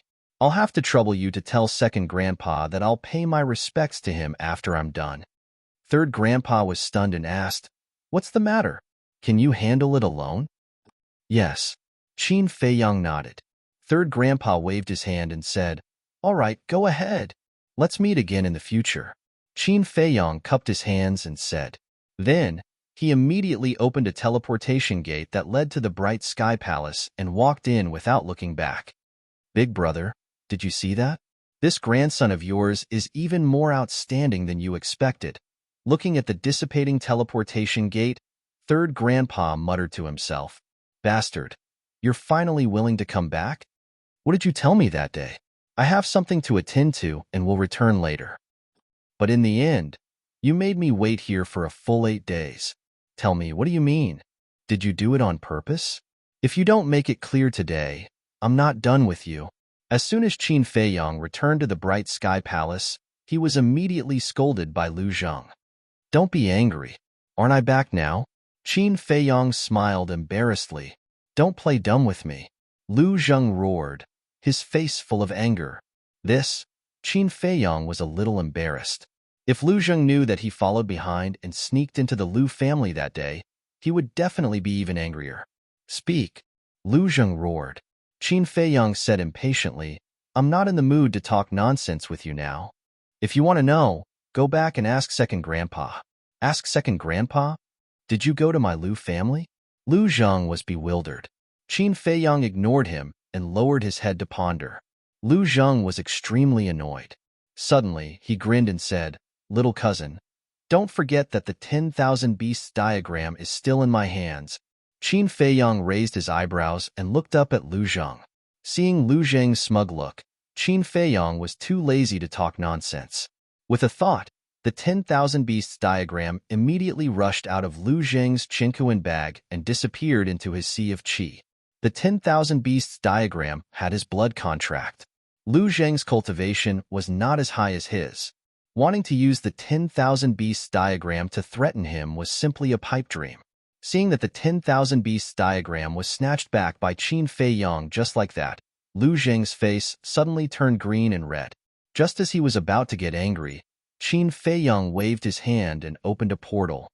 Lu Zheng was taken aback and frowned. Where are you going? Follow me if you're interested. If not, wait for me here. After saying this, Qin Feiyang turned around and entered the teleportation gate. Lu Zheng raised his eyebrows and rushed into the portal with a big stride. The next moment, the two appeared in the sky above a mountain range. Here, mountains were stacked, ancient trees towered into the sky, and ferocious beasts exuded extremely strong ferocity. Isn't this the back mountain of the Imperial Palace? Lu Zheng glanced down and frowned. Yes. Qin Feiyang nodded and led Lu Zheng into the castle. Then, he drove the castle straight to the Spirit Pagoda. Seeing Lu Zheng enter the castle, Fatso, the white-eyed wolf, and the other beasts immediately opened their eyes full of ridicule. Lu Zheng didn't care at first, but soon, he felt that something was wrong. Why were these guys looking at him so strangely? Seeing that everyone didn't look away for a long time, Lu Zheng finally couldn't help but frown. Why are you looking at me like that? Is there a problem? No, no, no. Fatso waved his hand repeatedly, but the ridicule on his face was even stronger. The Wolf King, the two-winged snow eagle, the thunder leopard, and the other beasts couldn't help but laugh. What's going on? Lu Zheng scratched his head, looking puzzled. Chapter 1373. Soon, Qin Feiyang drove the ancient castle and rushed to the pagoda. The pagoda's door was closed. Elder Qin and the commander of the Kirin army sat cross-legged on both sides of the pagoda, cultivating with their eyes closed. Qin Feiyang didn't go out either. He stood in the castle and looked at the two quietly. Time passed by breath. Suddenly, two figures descended in front of the pagoda. It was the imperial tutor and Yin Wei. Swish! Elder Qin immediately opened his eyes. Two sharp lights burst out of his eyes as he looked at the two and said, "What are you doing here?" The imperial tutor said proudly, "Who are you to interfere with what I want to do? Open the door. Don't waste my and Emperor Hong's time." Elder Qin's face darkened. Sure enough, he used Emperor Hong to threaten him again. "What should we do?" The commander of the Kirin army asked secretly. "It doesn't matter. His Majesty has fused with the divine order. Even if the imperial tutor goes to the 9 states personally, he won't be able to find His Majesty." Elder Qin smiled secretly. He raised his old hand and waved gently. The pagoda's stone door slowly opened. These days, Elder Qin had also told the commander of the Kirin army about the emperor. After the stone door opened, the imperial tutor looked at Elder Qin and Elder Qin with disdain. Then, he swaggered into the pagoda with Yin Wei and walked straight to the teleportation altar that led to the spiritual state. The imperial tutor looked at the altar. His eyes flashed. With a wave of his hand, a strand of pseudo-god power swept into the altar. The altar instantly revived. Then, the imperial tutor and Yin Wei stepped onto the altar and disappeared. How dare they? The commander of the Kirin army looked at the teleportation altar with undisguised anger in his eyes. Elder Qin said secretly, "Don't be impulsive. It won't do us any good to fall out with them now." Hearing this, the commander of the Kirin army couldn't help but look helpless. With the support of Emperor Hong, they couldn't beat the imperial tutor at all. "Why don't you go with them?" Lu Zhang retracted his gaze and looked at the indifferent Qin Feiyang. "No need. Because they will be back soon," Qin Feiyang said lightly. Although Zhuge Wu Ho had already planned with the imperial tutor before he left, Zhuge Wu Ho did not know how long the imperial tutor would take to complete the imperial jade seal. This was because the 9 prefectures and the imperial capital were unable to communicate with each other. If the imperial jade seal was not completed and Zhuge Wu Ho brought the corpse of the emperor back, then Old Man Qin would definitely be able to recognize it at a glance. So now, that was why the national master went to the spiritual state to meet with Zhuge Wu Ho. In short, in order to achieve the desired effect, the imperial jade seal and the emperor's body must appear in front of Elder Qin at the same time. Just as Qin Feiyang had expected, in less than 100 breaths of time, the teleportation altar was revived again. Old Qin and the commander of the Kirin army were stunned. They quickly stood up and looked at the altar. Very soon, a group of people appeared and jumped off the altar one after another. The leader was none other than the imperial tutor. Next were Zhuge Wu Ho, Zhuge Nanhua, Zhuge Nangong, and so on. They were the pillars of the Zhuge family. Yin Wei was also inside. But at this moment, Yin Wei was holding a corpse in his hands. This corpse was completely unrecognizable. Its clothes were tattered, and its body was a mess of flesh and blood. It had died a tragic death, but the blood had dried up. Obviously, it had been dead for a few days, and there was no aura on its body. Why is there a corpse? Old Qin and the commander were suspicious. Wait. The commander of the Kirin army's eyes trembled as he thought to himself, "Old Qin, why does it look like His Majesty?" Like His Majesty? Old Qin was stunned. He quickly looked at the corpse carefully, and his eyes trembled. Although the corpse was completely unrecognizable, its figure and outline were indeed very similar to the emperor. Impossible. Old Qin shook his head and muttered to himself. The national master glanced at Old Qin and the commander, and led Zhuge Wu Ho and the others out of the pagoda proudly. "Stop," Old Qin hurriedly said. The national master stopped and stood in the square in front of the pagoda. He turned to look at Old Qin and said indifferently, "I still have important matters to attend to. If you have something to say it quickly." Old Qin pointed to the corpse in Yin Wei's arms and asked, "Who is he?" A hint of a smile flashed across the national master's eyes. He did not answer old Qin. He looked at Zhuge Wuhou and the others and said, "You guys have worked hard. Go back and rest first." Yes. Everyone respectfully responded and opened the portal to leave. Yin Wei looked at old Qin and the commander, then looked at the national master and asked, "Sir, where are we going?" The national master said, "Of course, to bring His Majesty's corpse to find Emperor Hong." Yin Wei sighed deeply and said, "When Emperor Hong sees His Majesty's corpse, he will definitely be very sad. After all, His Majesty is his grandson." "That's right. I never thought that His Majesty would actually die an unnatural death." The national master's eyes were filled with grief. Hearing the conversation between the two, old Qin and the commander of the Kirin army felt like a bolt from the blue, their minds rumbling. The corpse in front of them was really His Majesty? The dead cannot be resurrected. My condolences. The national master looked at the two of them and said. Then, he sighed and soared into the air. "I don't believe it." Old Qin suddenly roared and stood in front of Yin Wei. Yin Wei's face changed. At this moment, old Qin was like a venomous snake baring its fangs, giving people a strong sense of crisis. "Old Qin, what are you doing?" The national master raised his eyebrows, landed beside Yin Wei, and said angrily. Old Qin stared at the corpse and said in a deep voice, "I don't believe that he is His Majesty. I want to personally verify his identity." "You are blaspheming His Majesty's dragon body." The national master was furious. "What's wrong? Guilty? Is this corpse fake?" Old Qin sneered. How would this national master dare to joke about such a big matter? However, if you want to verify his identity, it will be Emperor Hong himself. How can it be your turn? The national master snorted. Old Qin said angrily, "Emperor Hong lives in seclusion and doesn't understand His Majesty at all. What can he find out?" The national master's face sank and shouted, "Old man, you have guts. You actually dare to doubt Emperor Hong? You want to verify it? Fine, this national master will fulfill your wish. Look at what this is." The national master waved his hand, and the imperial jade seal appeared. And Old Qin and the Kirin army commander were shocked and quickly rushed towards the imperial jade seal. The national master grabbed the imperial jade seal in his hand and said, "For the safety of the imperial jade seal, you can only look at it from afar and not touch it." The two of them braked and stopped. The national master opened his palm. The imperial jade seal floated in his palm, emitting a strong purple-gold dragon blood aura. There is the aura of purple-gold dragon blood. It really is the imperial jade seal.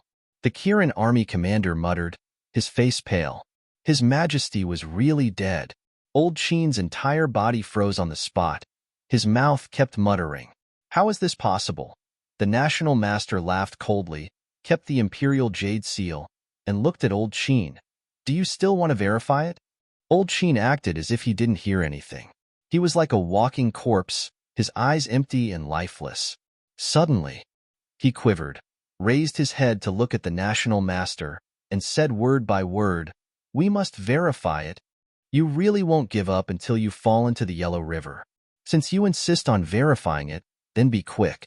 Don't waste this national master's time." The national master said expressionlessly.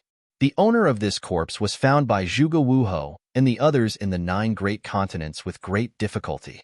Other than the face, it was almost exactly the same as the emperor. Of course, everyone had their own unique characteristics. For example, the moles on their bodies, the lines on their palms, and fingerprints. These characteristics could not be replicated, nor could they be disguised. But Zhuge Wuhou knew the characteristics of the emperor like the back of his hand. And these, naturally, it was the current emperor-empress who told Zhuge Wuhou. After all, as a woman who shared a bed with the emperor, who knew the characteristics of the emperor better than her. Thus, when Zhuge Wuhou forged this corpse, he erased all the characteristics that could prove the identity of the emperor.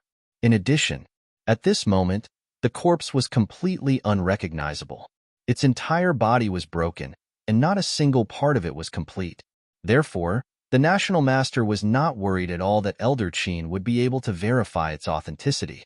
As expected, no matter how Elder Qin checked, he couldn't tell whether the corpse in front of him was real or fake. Yanwei snorted coldly. The Imperial Jade Seal is the best proof. You are completely superfluous. Elder Qin was like an enraged lion, staring at Yanwei and shouting, "When is it your turn to interrupt?" The National Master reached out to protect Yanwei, looked at Elder Qin and said, "He is my man. His words are equivalent to my words. Do you have any objections?" Elder Qin stared at the National Master coldly. After a moment, he said in a deep voice, "Where did you find His Majesty?" The National Master said, "According to Zhuge Wuhou, we found him in a mountain in the spirit state. There are still many traces of battle left at the scene. The spirit state is a small place, and there isn't even a battle saint. Who can kill His Majesty? I think the real culprit who killed His Majesty should be Zhuge Wuhou and the others," Elder Qin said sternly. The National Master's face darkened as he said angrily, "Killing the Emperor is a great crime that can lead to the extermination of 9 generations. Don't spout nonsense and slander others." Elder Qin said, "Whether I'm slandering others or not, you know in your heart, I can't be bothered to talk nonsense with you. Let's go see Emperor Hong." The National Master coldly glanced at Elder Qin, then led Yanwei into the depths of the back mountain. The commander of the Kirin army immediately looked at Elder Qin and said, "Didn't you say that they couldn't find His Majesty? Then how did they find him now?" "How would I know?" Elder Qin roared, his heart also extremely irritated. Inside the ancient castle, Lu Zheng was puzzled. "Little cousin, the National Master has already gone to see Emperor Hong. What are you still standing here for?" "That's not important." Qin Feiyong waved his hand. Lu Zheng was stunned and asked, "Then what's important?"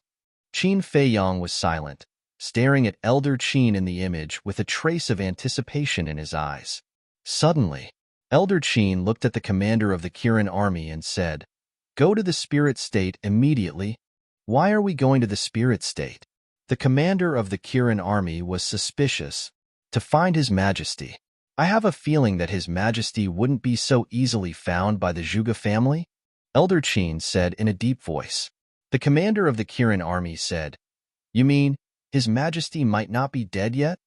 "Yes." Elder Qin nodded.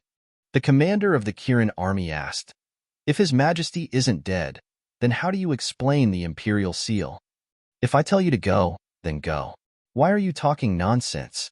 Elder Qin said angrily, Okay, okay, I'll go.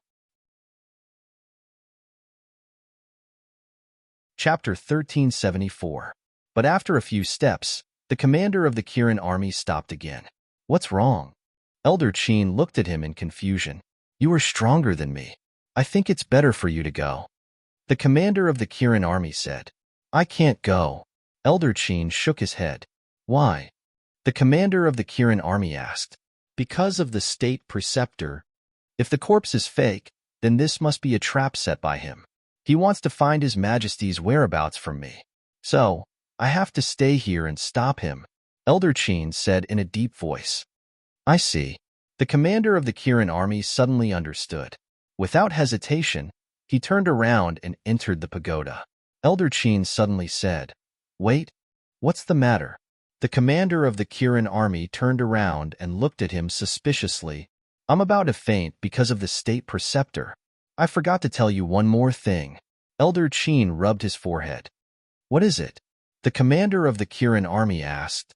"When His Majesty first arrived at the Butterfly Valley, he destroyed the image crystal in order to disguise himself as a victim."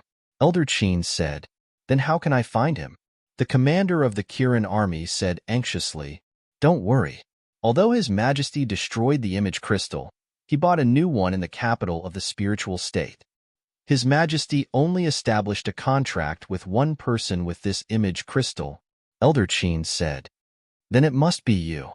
The commander of the Kirin army laughed. Elder Qin shook his head and said, "No, it's not me. It's the last disciple I took in the spiritual state." "What?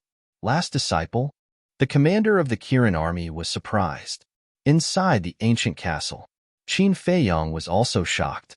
This old man took in a disciple in the spiritual state without anyone knowing? Who was so lucky? One had to know. It was a great honor to be chosen by a fake god and be taken in as a last disciple. Similarly, anyone who could catch the eye of a false god would definitely be a monstrous genius. The commander of the Kirin army regained his composure and said with a smile, "Elder Qin, you have never accepted a disciple. Even a genius like Zhuge Mingyang is not worthy of your attention. I'm really curious. What kind of little guy can make you change your mind?" Yiglao said, "A little girl called Morong Jing." Morong Jing? Qin Feiyong was stunned. Why did this name sound so familiar? Yiglao continued, "As for her talent, be it in cultivation or alchemy, it can only be considered average. However, she has a good personality and is sensible. She also keeps a low profile. This old man quite likes her. Accepting her as my disciple can also be considered fate." Elder Qin was about to tell the commander of the Kirin army about his fate with Morong Jing, but he suddenly shook his head and said, "Now is not the time to talk about this. Go and find her when you arrive at the spiritual state. She is in alchemy room number 1 in the inner palace. It's easy to find her." "Does she know your majesty's identity?" the commander of the Kirin army asked. Elder Qin said, "She doesn't even know my identity and cultivation strength, let alone your majesty. I only told her that your majesty is my good friend." "What does she look like? Also, give me the coordinates of the inner palace." The commander of the Kirin army said. Although he was a big shot in imperial capital, he didn't know much about the situation in the spiritual state. Elder Qin glanced at the mountains and rivers around the spiritual pagoda warily and led the commander of the Kirin army into the spiritual pagoda. Qin Feiyong also drove the ancient castle into the spiritual pagoda. Elder Qin waved his hand, and the door of the spiritual pagoda quickly closed. Then, he looked at the commander of the Kirin army and said solemnly, "The reason why His Majesty established a contract bridge with such a small figure was because he was worried that something like today would happen again. So, when you go to see Morong Jing, don't let anyone see you." Then, he added, "Also, the fact that she's my disciple can't be told to anyone else, especially Qin Feiyong. If that brat finds out, with his personality, he'll definitely follow the clues and find Morong Jing." "I understand." The commander of the Kirin army nodded. He knew how important Morong Jing was. If Elder Qin couldn't leave or something happened, then Morong Jing would be the only person who could contact His Majesty. However, there was one thing that puzzled him. He looked at Elder Qin and asked in puzzlement, "Why didn't His Majesty establish a contract bridge with you?" "Because I attract too much attention, and my every move could be monitored. Especially Qin Feiyong. With the ancient castle, it's hard to guard against him. What if one day, when I send a message to His Majesty, he sees me? But Morong Jing is different. She's just a small figure, and no one knows her identity. Even if someone sees her, they wouldn't know that she's the only one who can contact His Majesty." Elder Qin smiled. "That makes sense." The commander of the Kirin army nodded. Qin Feiyong, who was in the castle, couldn't help but give Elder Qin a thumbs up. That was so thoughtful. If he didn't hear it with his own ears, he wouldn't even think about Morong Jing, let alone Morong Jing. Elder Qin smiled faintly and waved his hand. The power of the false god appeared, and the image of a young woman appeared in front of the two. "It's her." Qin Feiyong was stunned. It was a very ordinary-looking woman, but she had a great figure. She wore a snow-white dress, and her hair was draped over her shoulders. She looked like she was in her 20s. Although she looked ordinary, she had a unique aura that made it impossible for people to ignore her. "You know her?" Lu Zheng asked. Qin Feiyong said with a wry smile, "I entered the inner palace with her. Of course, I know her." "What kind of person is she?" Lu Zheng was curious. If she could enter the inner palace with Qin Feiyong, she wouldn't be as ordinary as Elder Qin had said. Her talent isn't great, but she's quite talented in alchemy. Back in the spiritual state, other than Lu Xingqian and I, she was the only woman who could make supreme-grade elixirs. Qin Feiyong said with a smile. Lu Zheng pursed his lips and said, "I knew it. Old man Qin, this old man is talking nonsense." "He's not talking nonsense either. After all, he's a false god, and he's arrogant." How could he take Morong Jing's talent seriously? But Elder Qin is right about one thing. This woman is famous for being low-key in the state capital. Many people have asked her to make elixirs, including the treasure pavilion in the city, but she didn't agree. Qin Feiyang said. Lu Jing said, so, she doesn't care about fame and fortune? She doesn't care at all. Maybe that's why Elder Qin accepted her as his disciple. Qin Feiyang said. She's an interesting woman. I must meet her when I have the chance. Lu Zheng lifted the corner of his mouth and revealed a playful look. Outside the inner city, Elder Qin gave the coordinates of the inner palace to the commander of the Kirin army and gave a jade pendant to the commander of the Kirin army. He said that this was a token for Morong Jing. Only when she saw this token would Morong Jing help him contact the emperor. The commander of the Kirin army memorized the coordinates. After putting away the jade pendant, he immediately turned around and activated the teleportation altar. Soon, he disappeared. However, Elder Qin didn't know that Qin Feiyang also followed the commander of the Kirin army into the teleportation altar.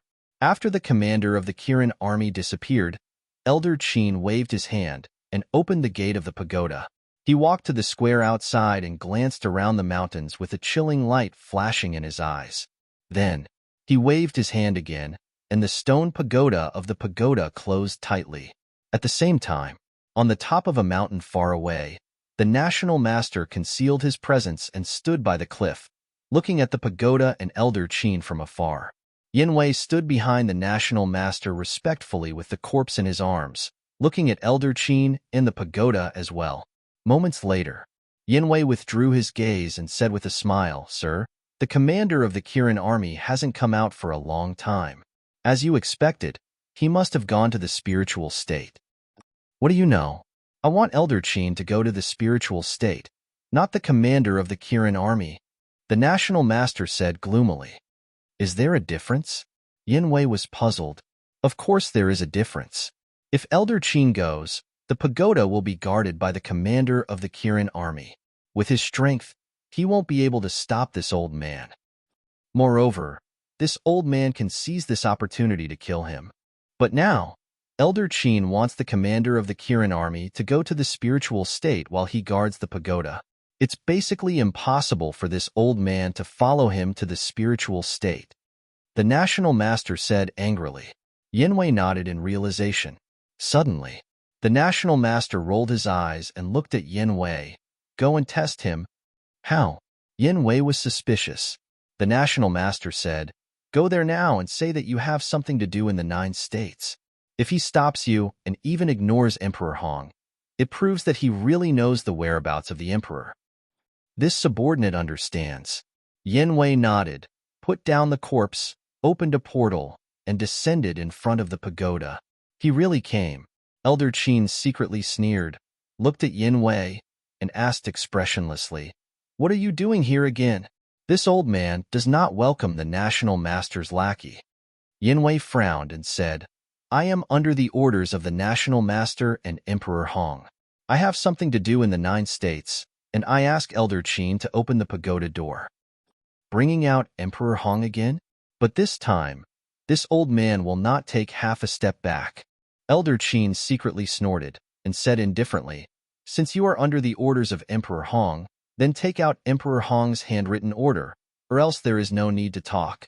Hearing this, Yin Wei's eyes flashed, and he glanced in the direction of the national master and said, Elder Qin, open the pagoda door. This will eliminate the national master's suspicion of you. Elder Qin was secretly shocked and asked, What do you mean? The national master has long suspected that you know the whereabouts of the emperor. This time, he asked me to come here to test you. If you don't open the pagoda door, that will confirm his suspicions. On the contrary, if you open the pagoda door now, he will dispel his suspicions and will never bother you again. Yin Wei thought. Elder Qin's pupil shrank and said, Aren't you the national master's subordinate? Why are you telling me this? Who said I was the national master's subordinate? Yin Wei snickered. Elder Qin was surprised and thought to himself, If you are not the national master's man, then whose man are you? You will know in the future. Yin Wei smiled mysteriously. Elder Qin looked at him deeply, waved his hand, and the pagoda door quickly opened. In the distance, the national master was stunned. He actually opened the pagoda door? What was going on? Could it be that his previous guesses were all wrong? You are very smart, because the national master is watching from afar. Chapter 1375. The imperial master immediately turned to look at Yanwei and asked, "What did you say?" Yanwei said, "I didn't say anything. I just told him that I had received orders from you and Emperor Hong to make a trip to the 9 great provinces." He hesitated for a moment before directly opening the pagoda door. How could this be? Could it be that he doesn't know where the emperor is? The imperial master frowned. This subordinate doesn't know. Yanwei shook his head. He thought for a while and said, "Maybe it's because this subordinate's strength is weak, so he didn't really care." He added this sentence to leave himself a way out. Because the emperor would return sooner or later, when the state preceptor found out that old Qin actually knew, then with the state preceptor's intelligence, he would definitely be suspicious of his actions today. The imperial master lowered his head and pondered for a while. He then looked at old Qin and said, "Let's not worry about this for now. Let's go see Emperor Hong and push the little prince to the throne." Yes, Yanwei nodded. He picked up the corpse on the ground and followed behind the imperial master, flying towards the depths of the mountain. Back to Qin Feiyang and the commander of the Kirin army. After entering the spirit state, the commander of the Kirin army immediately opened a teleportation door. But before entering the door, he pondered for a while. He then took out an illusion form pill and turned into a young man in his 20s before entering the door. Qin Feiyang also controlled the ancient castle and followed him in. In the next moment, the commander of the Kirin army and the ancient castle both landed on top of a mountain range. Mountain ranges, overlapping mountains, as far as the eye could see. Not far away, on top of a few majestic giant peaks, there was a huge building. That was the most important place in the inner palace. Pill Palace, Martial Palace, Resource Palace. At this moment, many inner palace disciples were moving around in the sky above each palace. The commander of the Kirin army glanced around and entered the forest below. Soon, he found a disciple of the Pill Palace in a forest. Without saying anything, he went forward and knocked that disciple out with a palm strike. He then suppressed his cultivation to the level of a 2-star combat emperor and changed into the disciple's clothes before flying towards the Pill Palace. Finally, he successfully snuck into the Pill Hall. But that disciple was pitiful. He was stripped naked, leaving only a pair of leggings. A moment passed. Pill Refining Room 1. The commander of the Kirin army stood outside and knocked on the stone door. Soon, the stone door opened, and a woman in white appeared in front of the commander of the Kirin army. That was right. It was Morong Jing. Morong Jing looked at the commander of the Kirin army and asked coldly, "What's the matter?" The commander of the Kirin army looked around the corridor and said in a low voice, "It was your master who asked me to find you." "Master?" Morong Jing's eyes trembled. She stepped aside and said, "Come in." The commander of the Kirin army strode in. Qin Feiyang naturally drove the castle into the alchemy room. After the commander of the Kirin army entered the alchemy room, Morong Jing immediately closed the stone door. She turned around and looked at the commander of the Kirin army and asked, "Is master doing well?" The commander of the Kirin army looked at Morong Jing and said with a smile, "He is doing very well. You don't have to worry." "Then who are you?" Morong Jing looked at him suspiciously. The commander of the Kirin army thought for a while and said, "I am your master's friend. I am here to ask you to help me contact someone." Contact someone? Morong Jing was stunned. She seemed to have thought of something and became alert. "Don't be nervous. I have your master's keepsake," the commander of the Kirin army said with a smile. He took out the jade pendant from his chest and handed it to Morong Jing. The jade pendant was as big as a baby's palm. There was a fire wand engraved on it, emitting a sparkling luster. Morong Jing grabbed the jade pendant and looked at it carefully. She then raised her head and looked at the commander of the Kirin army. She was still alert. What a cautious girl. The commander of the Kirin army smiled helplessly and said, "Don't worry. I am not a bad person. I am here because your master asked me to." Hearing this, Morong Jing let down her guard and returned the jade pendant to the commander of the Kirin army. Then, she walked to the side, took out the image crystal, and poured her battle chi into it. After a while, a shadow appeared. Who else could it be but the emperor? But at this moment, the emperor did not have the slightest majesty of an emperor. He was wearing an ordinary long robe and looked like an ordinary person. "Greetings, senior." Murong Jing bowed. "Girl, what's the matter?" The emperor looked at Murong Jing with an incomparably amiable smile on his face. "Are my eyes playing tricks on me? He is actually smiling so kindly?" Lu Zheng was dumbfounded, and the commander of the Kirin army, who was standing on the side, looked up at the emperor's figure. His face was full of excitement, and even his body was trembling. There were even tears of joy in the corners of his eyes. It was great. His Majesty was not dead. But then, his mind was full of doubts. Since His Majesty was not dead, then who was the corpse that the Imperial Preceptor brought back? How could the Imperial Preceptor have the Imperial Jade Seal? Murong Jing looked at the Emperor and smiled. "I am fine, but someone is looking for you." "Who is it?" the Emperor asked. "Me." The commander of the Kirin army quickly ran to Murong Jing's side. "You are?" The Emperor looked at him suspiciously. "Your Majesty." The commander of the Kirin army was about to call out "Your Majesty," but suddenly remembered that Murong Jing was still next to him. He said, "Can you give me the coordinates first? I will tell you slowly when I get there." "Who the hell are you?" The Emperor raised his eyebrows. The commander of the Kirin army said anxiously, "It is not convenient to talk here. And now I have a very urgent matter to report to you." "Urgent? Report?" Hearing this, the Emperor's eyes flashed. He looked at Murong Jing and said with a smile, "Girl, cover your ears." Murong Jing looked at the Emperor and the commander of the Kirin army suspiciously, but she was very sensible and did not ask much.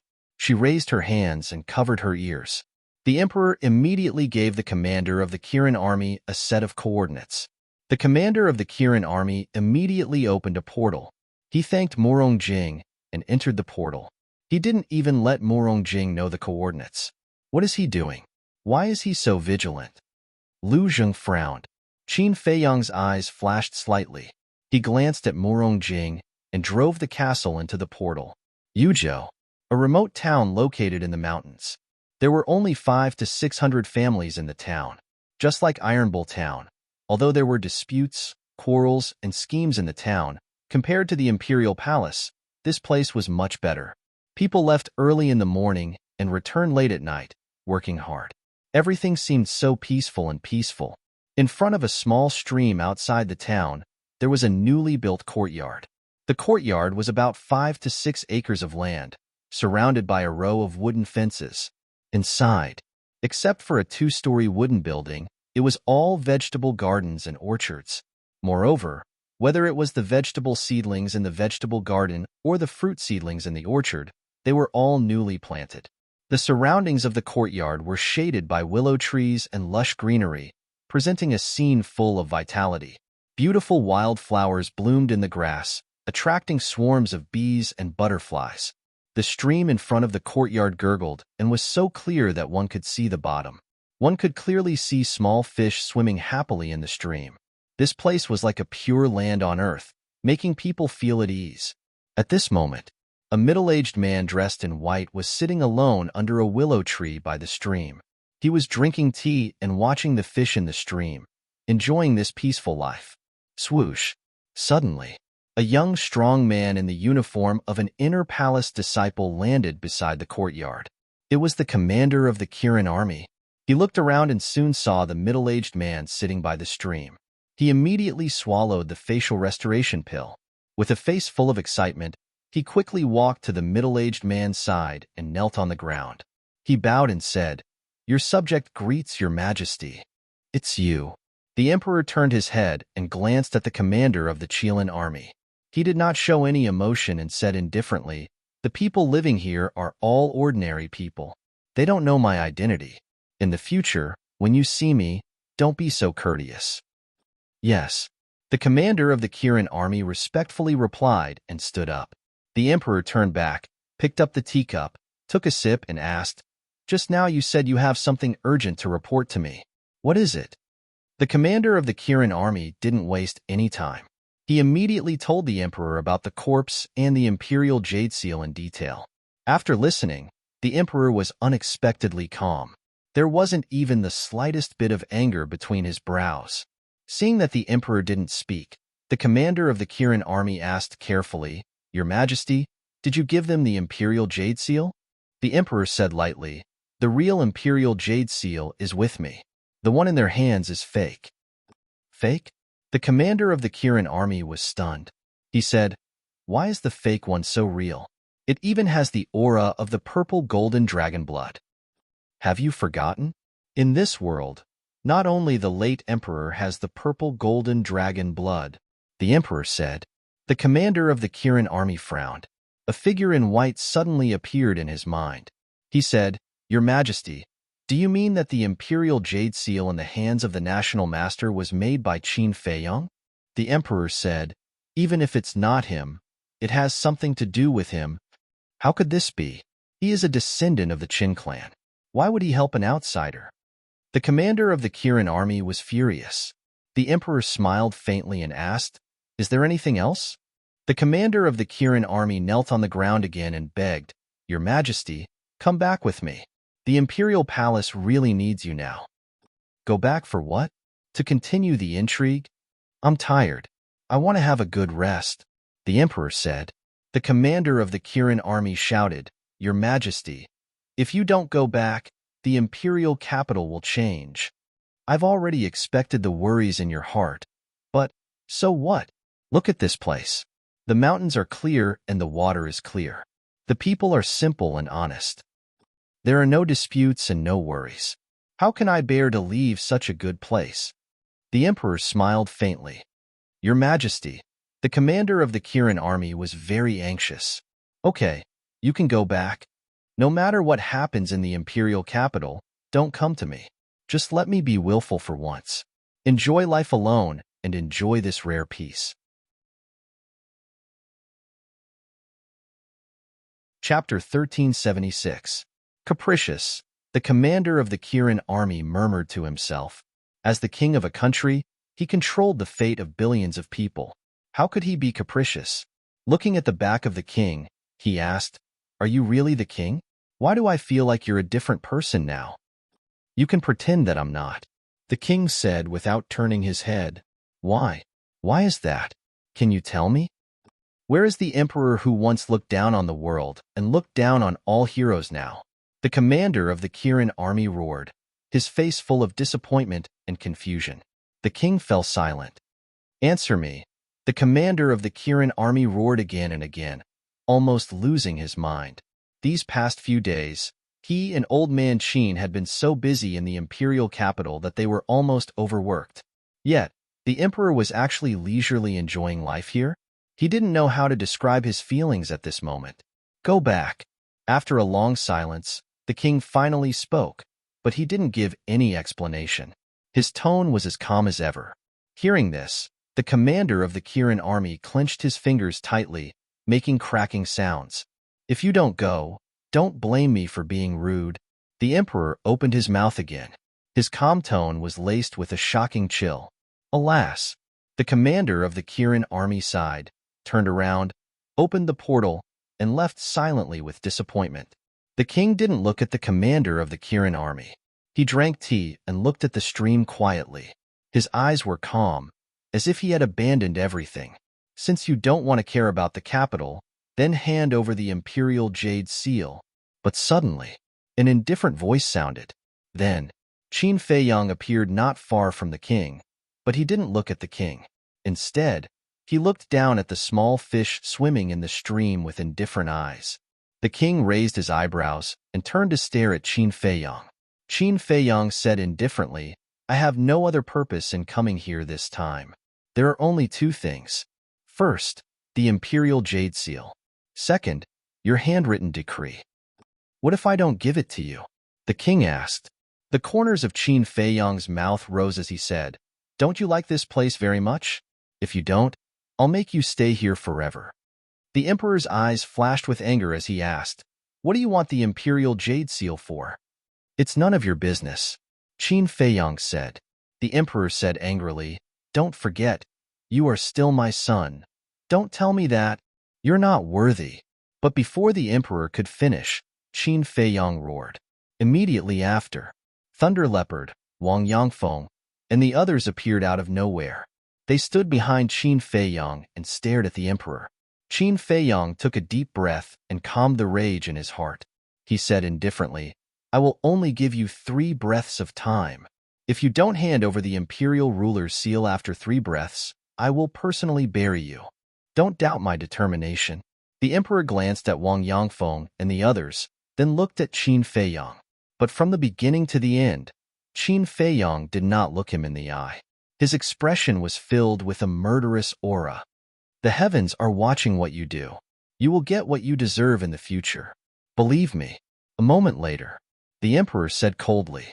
With a wave of his hand, a stream of light flew out from the Sea of Qi and landed in front of Qin Feiyang. It was the imperial ruler's seal. Qin Feiyang grabbed it in his hand and looked at it carefully. After confirming that it was the real deal, he put it away. Retribution, then?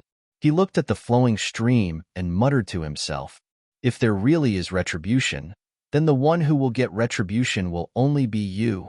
Suddenly, he smiled coldly and said, Elder Wang, prepare the ink, paper, and inkstone. Yes. Wang Yangfeng respectfully replied and walked in front of the emperor.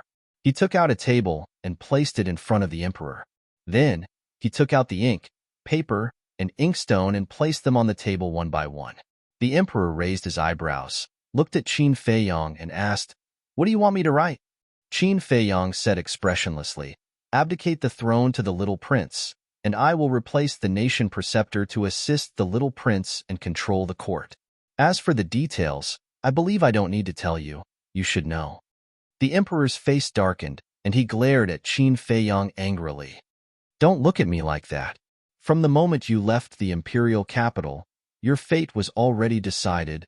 So don't blame me. If you want to blame, you can only blame yourself. Qin Feiyang said lightly. Heard it. A trace of hostility suddenly crept up between the emperor's eyebrows. You really have a good plan. With the real imperial jade seal and this handwritten order of mine, you can do whatever you want in the imperial capital. You can even play with the little prince in the palm of your hand. But I tell you, I won't let you get what you want. The emperor sneered. Won't let me get what I want, Qin Feiyang murmured. Suddenly, a smile rose at the corner of his mouth, and he said, Do you still remember what you did to me when you drove me out of the capital? The emperor's pupils shrank. To be honest, a long, long time ago, I let you have a taste of losing your cultivation and being reduced to a cripple. It's just that I haven't found the opportunity. Qin Feiyang laughed. How dare you? The emperor glared at him. I really don't know what Qin Feiyang, don't dare to do in the world today. Qin Feiyang smiled coldly and said, Dan Wangkai, refine a spiritual disaster pill for me right now. Okay. Dan Wangkai's voice immediately sounded in Qin Feiyang's mind. Don't go too far. The emperor stood up, looked at Qin Feiyang, and shouted, When you forced me to take the spiritual disaster pill, why didn't you feel that you were going too far? Didn't you just say that there would be retribution? And this is retribution. Qin Feiyang said with a smile. The emperor's heart sank. Qin Feiyang was aggressive, and the Thunder Leopard and the other 2 beasts, as well as Wang Yangfeng and the others, were also eyeing him covetously. Did he have a choice? Alas! The emperor sighed deeply, and his expression looked extremely lonely, as if he had aged dozens of years in an instant. Qin Feiyang said, Hurry up, my patience is limited. The emperor glanced at Qin Feiyang, then turned to look at the brush, ink, paper, and inkstone on the table. Wang Yangfeng had already laid out the paper. Wang Yangfeng had also ground the ink. Wang Yangfeng also handed the brush to the emperor with both hands. Now, they were only waiting for the emperor to take the brush and draft an edict. I didn't expect this. I'm the emperor of a country, but I've actually fallen to this point. How sad. How lamentable. The emperor let out a sorrowful cry and grabbed the brush from Wang Yangfeng's hand. Then, he began to write rapidly, and lines of small words appeared continuously. I've already comprehended the mysteries of becoming a god and stepped into the false god realm. But after becoming a god, my state of mind changed and I've seen through everything in the world. I don't want to care about the affairs of the world anymore, and I want to cultivate. After thinking about it, I've decided to give the throne to the little prince, Qin Haoyin. But because the little prince is still young and can't manage the affairs of the country, I appoint Qin Feiyang to be the imperial preceptor of the great Qin dynasty and assist the little prince until the little prince grows up. This is my handwritten edict. The civil and military officials and the feudal lords are not allowed to have any objections. That's all. That was all the content of the edict. Wang Yangfeng picked up the paper, dried the ink on it, looked at it carefully for a while, and nodded to Qin Feiyang. Qin Feiyang went forward and took a look, then took out the imperial jade seal and pressed it on it. A red jade seal was immediately printed on the paper. Then, Qin Feiyang put away the edict and the imperial jade seal, looked at the emperor and said, "Now, everything in the imperial capital has nothing to do with you. You can slowly enjoy it here."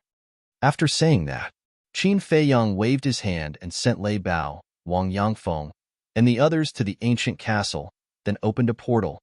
"Now is such a good opportunity. Why don't you just kill me?" Just as Qin Feiyang was about to enter the portal, the emperor asked gloomily, "Can killing you relieve my hatred?" "No. Next, I'll let you know how stupid your actions were back then. I'll make you suffer so much that you'll want to die and regret it for the rest of your life."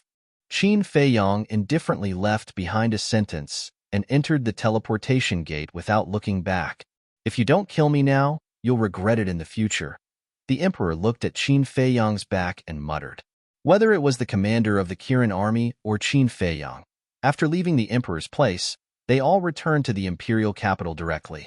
When the commander of the Kirin army told Old Qin the emperor's words in full detail, Old Qin also had a look of disappointment. The emperor was not anxious, but the eunuch was anxious.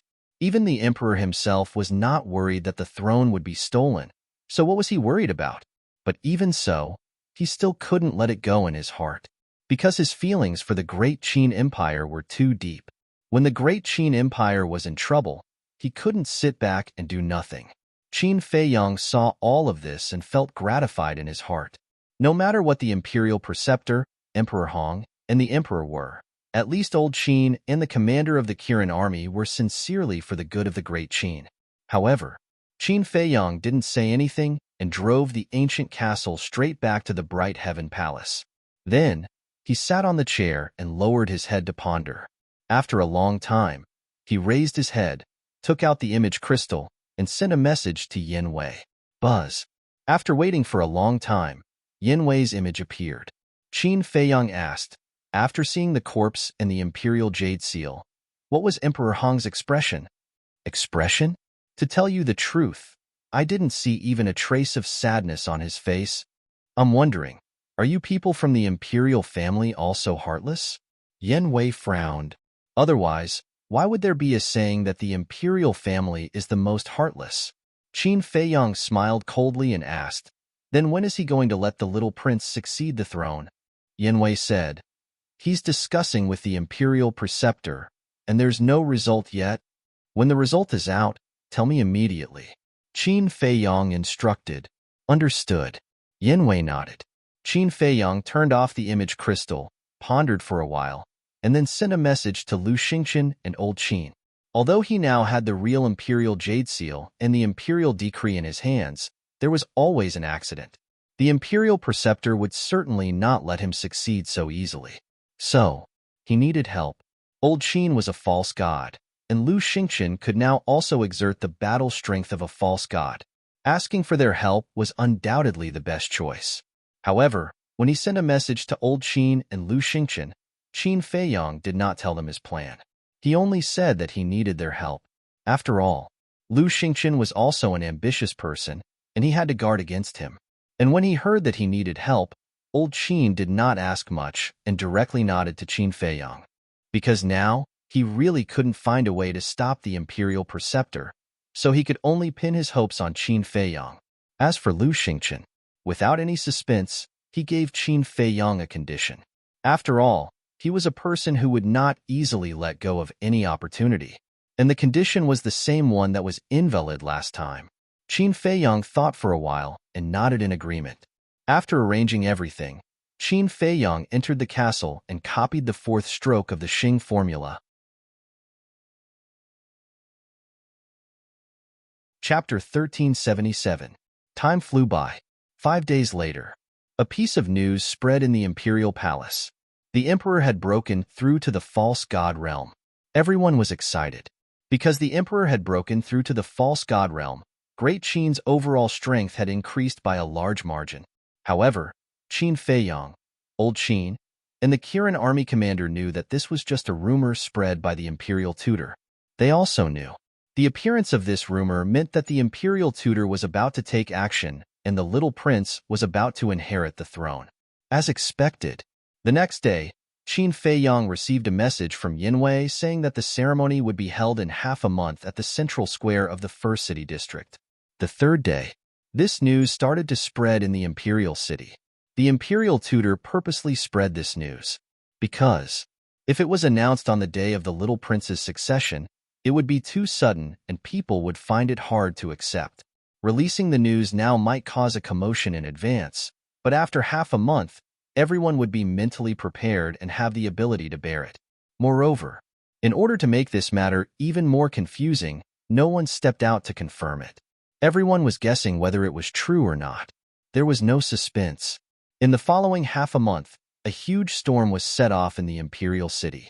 Everyone was talking about this matter. This is too much.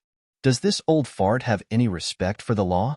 However, Old Qin was furious and raged in the spirit pagoda. When the little prince inherits the throne, the first thing the imperial tutor will do will be to remove me from the commander position. At that time, not only the law enforcement hall and the invincible Black Army, but even the Kirin army will fall into his hands.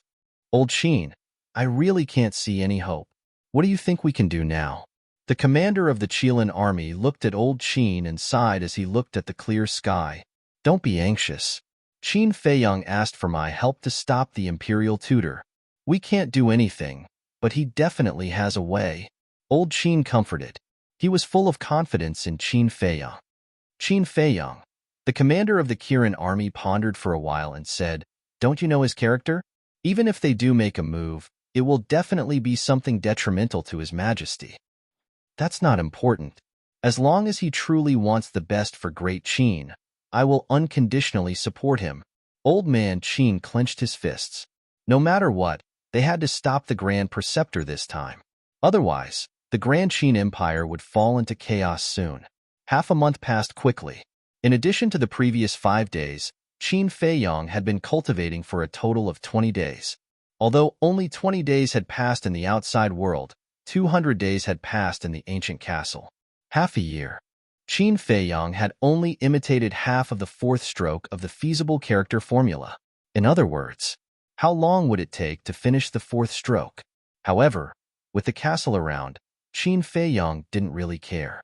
On the contrary, he was very excited now, because, after this period of seclusion, not only had the cultivation of Wolf King, Fatso, and the others greatly improved, the Thunder Leopard, the three beasts, Wang Yangfeng, and the others had all stepped into the peak of the 9-star War Emperor realm. In other words, in just a few dozen days, his foundation had increased by several times. Especially Thunder Leopard. When it was a 9-star War Emperor, with its natural advantage, it was enough to contend against a peak 9-star War Emperor realm super expert. And now, its cultivation had also stepped into the peak realm, and it already had the ability to kill others in an instant. In short, Thunder Leopard was now his strongest helper. Of course, the current white-eyed wolf could not be underestimated. Although its cultivation was not as good as Thunder Leopard, there was one thing that Thunder Leopard could never compare to. That was Wolf King's battle soul. Its battle soul was the nemesis of all battle souls. Therefore, after breaking through to the War Emperor realm, Wolf King was undoubtedly even more terrifying, because its innate ability could deprive all living beings of their battle soul below the false god realm.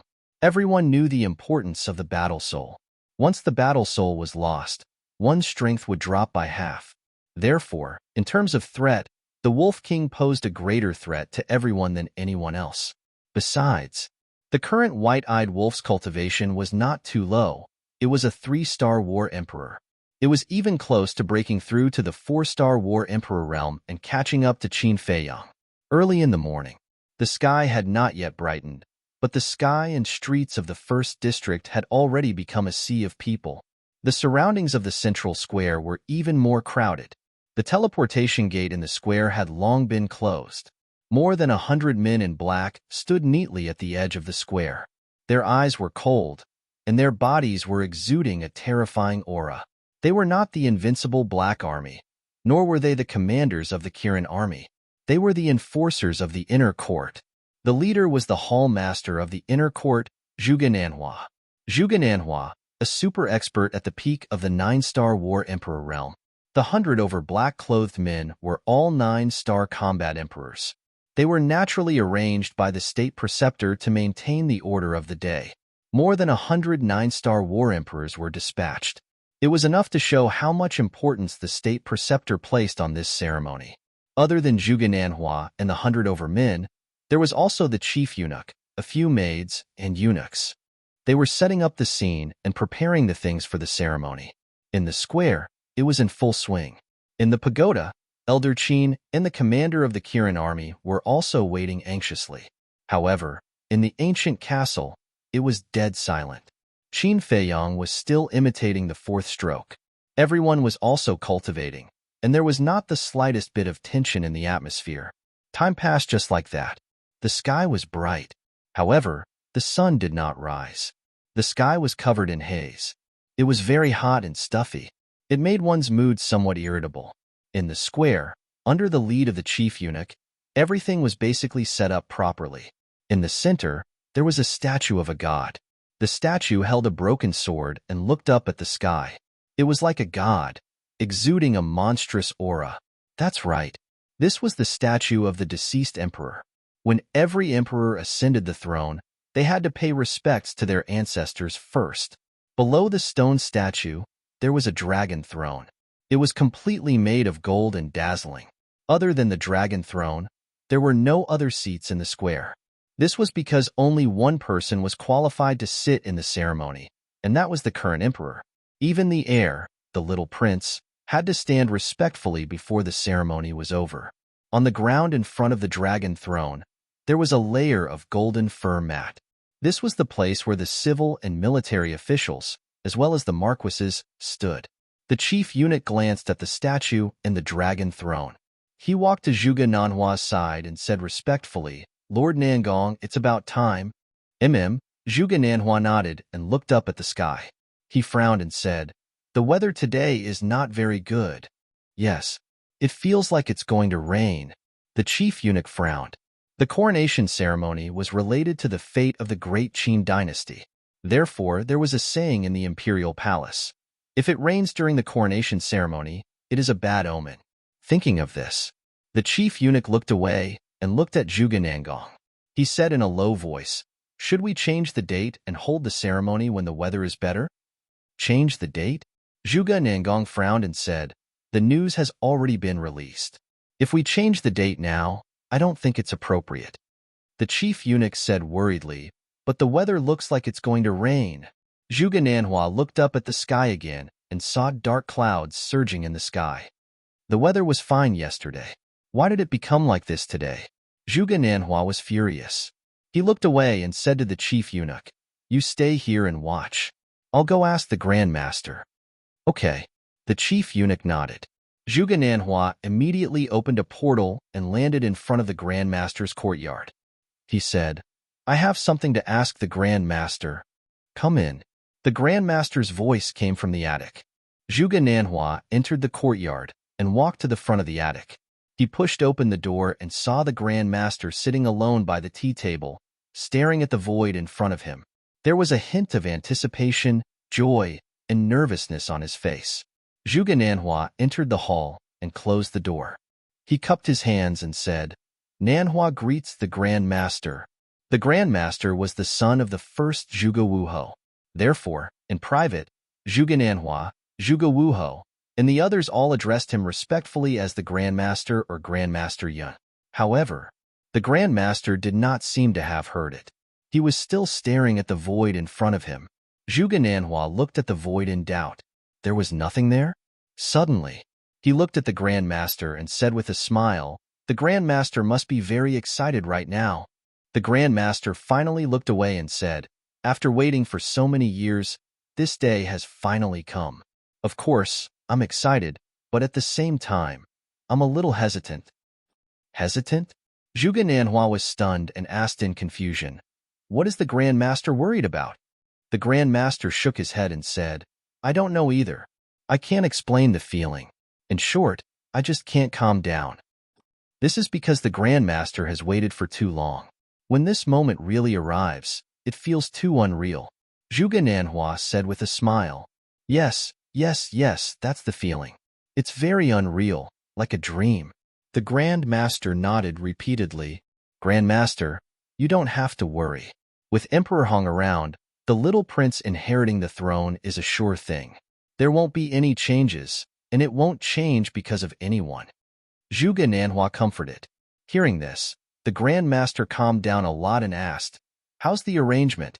"It's done, but there's a problem now." Zhuge Nanhua frowned. "What's the problem?" the Grandmaster asked. Zhuge Nanhua said, "Grandmaster, you should go out and take a look yourself." The Grandmaster looked at him suspiciously, got up and opened the door. He stood in front of a flower bed and scanned the surroundings. But soon, he noticed the situation in the sky. "Wasn't the weather pretty good yesterday?" The Grandmaster immediately frowned and looked at Zhuge Nanhua, who followed him out and said. Zhuge Nanhua said with a bitter smile, "I can only say that the weather is unpredictable. Just now, the head eunuch suggested changing the date." "Grandmaster, what do you think?" "Things will change if we delay. We can't change it." The Grandmaster didn't even think and directly shook his head. "But," Zhuge Nanhua said, "I know what you're going to say, but I really don't believe that it's an ominous sign."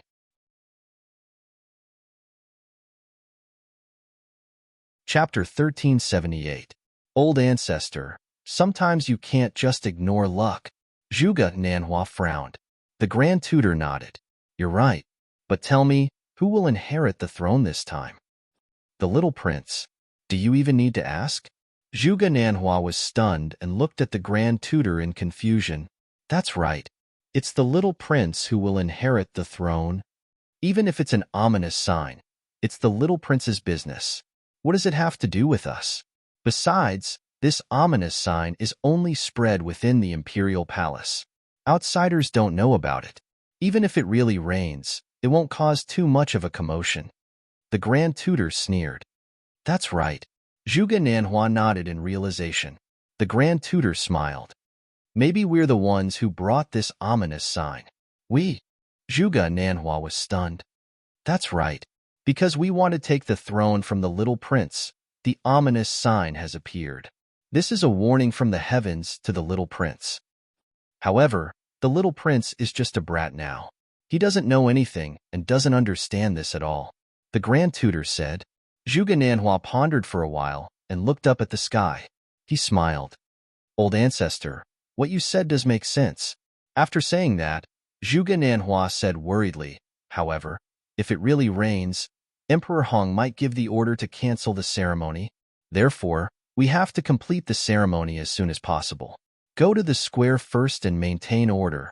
This old man will go look for Celestial Empress now and explain everything clearly to her, lest she makes any mistakes for this old man." The Grand Tutor said, "Yes." Zhuge Nanhua replied respectfully and opened the portal. He turned around and walked in. "Ominous sign. You actually created such a troublesome matter for me at such an important time. Heavens, are you playing with me? However, even if you're God, I won't compromise." The Grand Tutor looked at the hazy sky and smiled coldly. Then, he rose into the sky and disappeared at lightning speed. About half an hour passed. Buzz. Qin Feiyang received a message from Yin Wei. All the civil and military officials had arrived at the central square. All the vassals had also arrived. The grand ceremony was about to begin. Qin Feiyang finally withdrew his arm, closed the book, and left the castle. On the square, the various feudal lords and civil and military officials gathered at the center of the square, whispering to each other. The surroundings of the square were also extremely noisy.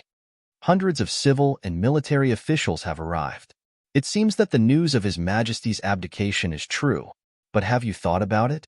The little prince is still so young. He doesn't have the ability to take charge at all.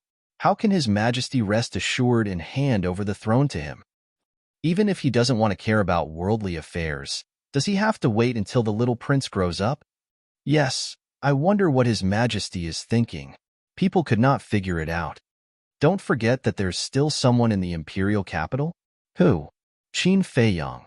As soon as they heard the name Qin Feiyang, everyone immediately fell silent, and a trace of fear crept into their eyes. Back then, Qin Feiyang must have killed the princes for the throne. Because once the princes are dead, he will be the only heir. No one can compete with him. It makes sense. Although he was expelled from the imperial palace, he is still the emperor's flesh and blood. If the emperor has no children, he will definitely be considered when he abdicates. However, he is still one step behind. The emperor and empress gave birth to another Ryuko. That being said, the little prince is too weak. With Qin Feiyang's means, it will be a piece of cake for him to deal with him. I think there will definitely be a scene of brothers killing each other today. Just as the people were discussing, 3 figures suddenly appeared in the sky above the square. Prince Hao Tian, Empress, and the state preceptor have arrived. The chief eunuch shouted loudly. The square immediately fell into a dead silence. Everyone looked up at the 3 people. At the moment, the 3 people were dressed very formally. The state preceptor wore a golden crown and a pale golden robe. He held his head high and his hands behind his back. His face was serious, and he looked extraordinary. The empress was also wearing a phoenix robe, a phoenix crown, and a phoenix cloud on her shoulders, showing a luxurious aura. The little prince was wearing a golden robe with a 4-clawed golden dragon embroidered on it. It was very vivid. However, after all, the little prince was still young. Looking at the civil and military officials, the various vassals, and the people gathered around, there was a touch of panic on his little face that could not be concealed. Greetings, Your Highness. Greetings, Empress. Greetings, State Preceptor. Zhuge Nanhua and Zhuge Wuho looked at each other and both knelt down to kowtow. Seeing this, the other Wuho, civil and military officials, as well as the surrounding people, immediately knelt down. One must know, at the moment, there were at least 8 million people gathered in the first district. With so many people speaking at the same time, what kind of scene was it? The voices intertwined with one another and soared into the sky, shaking the heavens. The state preceptor and the empress enjoyed the feeling of being worshipped by the people and being high and mighty. But the little prince was at a loss. When the empress noticed the little prince's situation, she whispered, "Hao Tian, let them rise." Oh, the little prince nodded and stretched out his little hand. Everyone, please rise. Thank you, Your Highness. Everyone bowed and stood up. The empress raised her eyebrows, squatted in front of the little prince and helped him tidy up his clothes, and whispered, "Hao Tian, what you said was wrong." What's wrong? The little prince's face was full of suspicion. No matter if you are a prince or an emperor, you can't say the word please to the civil and military officials, or the people of the empire. Because this will make you lose your dignity, understand? Celestial Empress advised earnestly. The little prince nodded his head as if he did not understand. The state preceptor at the side secretly sneered. The little prince was so young. How could he understand these things? Cough. The state preceptor coughed and said, Empress, everyone is waiting. Bring the little prince down first." Okay. The empress nodded, grabbed the little prince's hand, and landed in front of the dragon throne. The state preceptor also landed at the side, glanced at the officials and the people around, and did not want to waste any more time, so he nodded to the chief eunuch. The chief eunuch understood, looked forward, and said loudly, "The ceremony begins." Everyone immediately quieted down. The square was as silent as ashes. The civil and military officials, as well as the marquises, were also divided into 2 camps, standing neatly on both sides of the dragon throne. "Bring the holy water," the chief eunuch shouted again. Immediately, two palace maids walked into the square. One of the palace maids was holding a golden basin half filled with water, and as she walked, she created layers of waves. The other palace maid was holding a golden tray, and on it was a neatly folded towel. The void. Lu Xingqian stood in the space divine item, looking at the little prince, the empress, and the state preceptor in the image, his eyes flickering. Mu Qing looked at the golden basin in the palace maid's hand and asked in confusion, "My lord, what is this holy water?" Lu Xingqian was stunned and teased. "If I say that it can bring the dead back to life, will you believe it?" "Of course. Otherwise, why would it be called holy water?" Mu Qing said. Lu Xingqian was speechless for a moment and shook his head. "The holy water is just dew collected in the morning." Mu Qing looked stunned. "This is the so-called holy water?" For a moment, he was quite speechless. "Why isn't Qin Feiyang here yet?" Lu Xingqian looked at the image again and murmured. Mu Qing said disdainfully, "Don't you know this bastard? He will definitely wait until the end and appear as the finale." Lu Xingqian was stunned, then shook his head with a smile and murmured, "I don't know what he wants to do this time. It can't be anything good." Mu Qing snorted coldly. He had a lot of opinions about Qin Feiyang now. Outside, the two palace maids walked up to the little prince and bowed. "Greetings, your highness." "Please." The little prince was about to say please again, but when he saw the empress's eyes, he shrank his neck slightly and immediately changed his words. "Rise." "Thank you, your highness." The two of them thanked him respectfully, but they didn't rise. Instead, they knelt on the ground and handed the golden basin and towel to the little prince. "This." The little prince looked at the golden basin and towel suspiciously, raised his little head, looked at the empress and asked, "Mother, what should I do?" "Wash your hands. Then use the towel to wipe the water off your hands. This is a necessary step to worship the ancestors." The empress whispered, "I see." The little prince smiled and immediately raised his two little hands and put them into the golden basin. Then, a shocking scene appeared. The little prince suddenly became playful and played with the water in front of everyone. He was having a lot of fun. After all, he was still a child and still had the innocence of a child. But the state preceptor's face gradually darkened when he saw this scene. Seeing the change in the state preceptor's face, the empress quickly squatted down, grabbed the towel on the tray, and whispered, "Tian'er, now is not the time to play. Raise your hands." The little prince pursed his lips, raised his little hands, and put them in front of the empress. The empress immediately used the towel to wipe the water off the little prince's hands, then put the towel back on the tray, and waved her hand. "You may leave." "Yes." The two palace maids responded respectfully and turned to leave the square quickly. The chief eunuch glanced at the state preceptor's face and immediately shouted, "Burn the incense and worship the ancestors." Before his voice died away, another palace maid walked into the square with an exquisite tray in her hand, on which there were 3 finger-thick incense sticks and a candle. When the palace maid walked up to the little prince with the tray in her hands, the little prince's face was filled with suspicion again. The state preceptor was extremely impatient and said to the emperor through telepathy, "This kid doesn't know anything. It's a waste of time. Bring him to burn the incense and worship the ancestors." "Okay." The empress responded secretly, then grabbed the 3 incense sticks and lit them on the candle. Immediately, green smoke curled up. Then, the empress pulled the little prince to the statue of the late emperor and knelt down and kowtowed 9 times.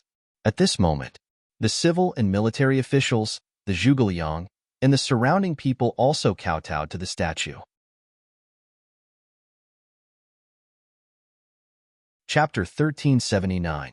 But the difference was, in other people's hearts, they all held 120% respect for the statue of the late emperor.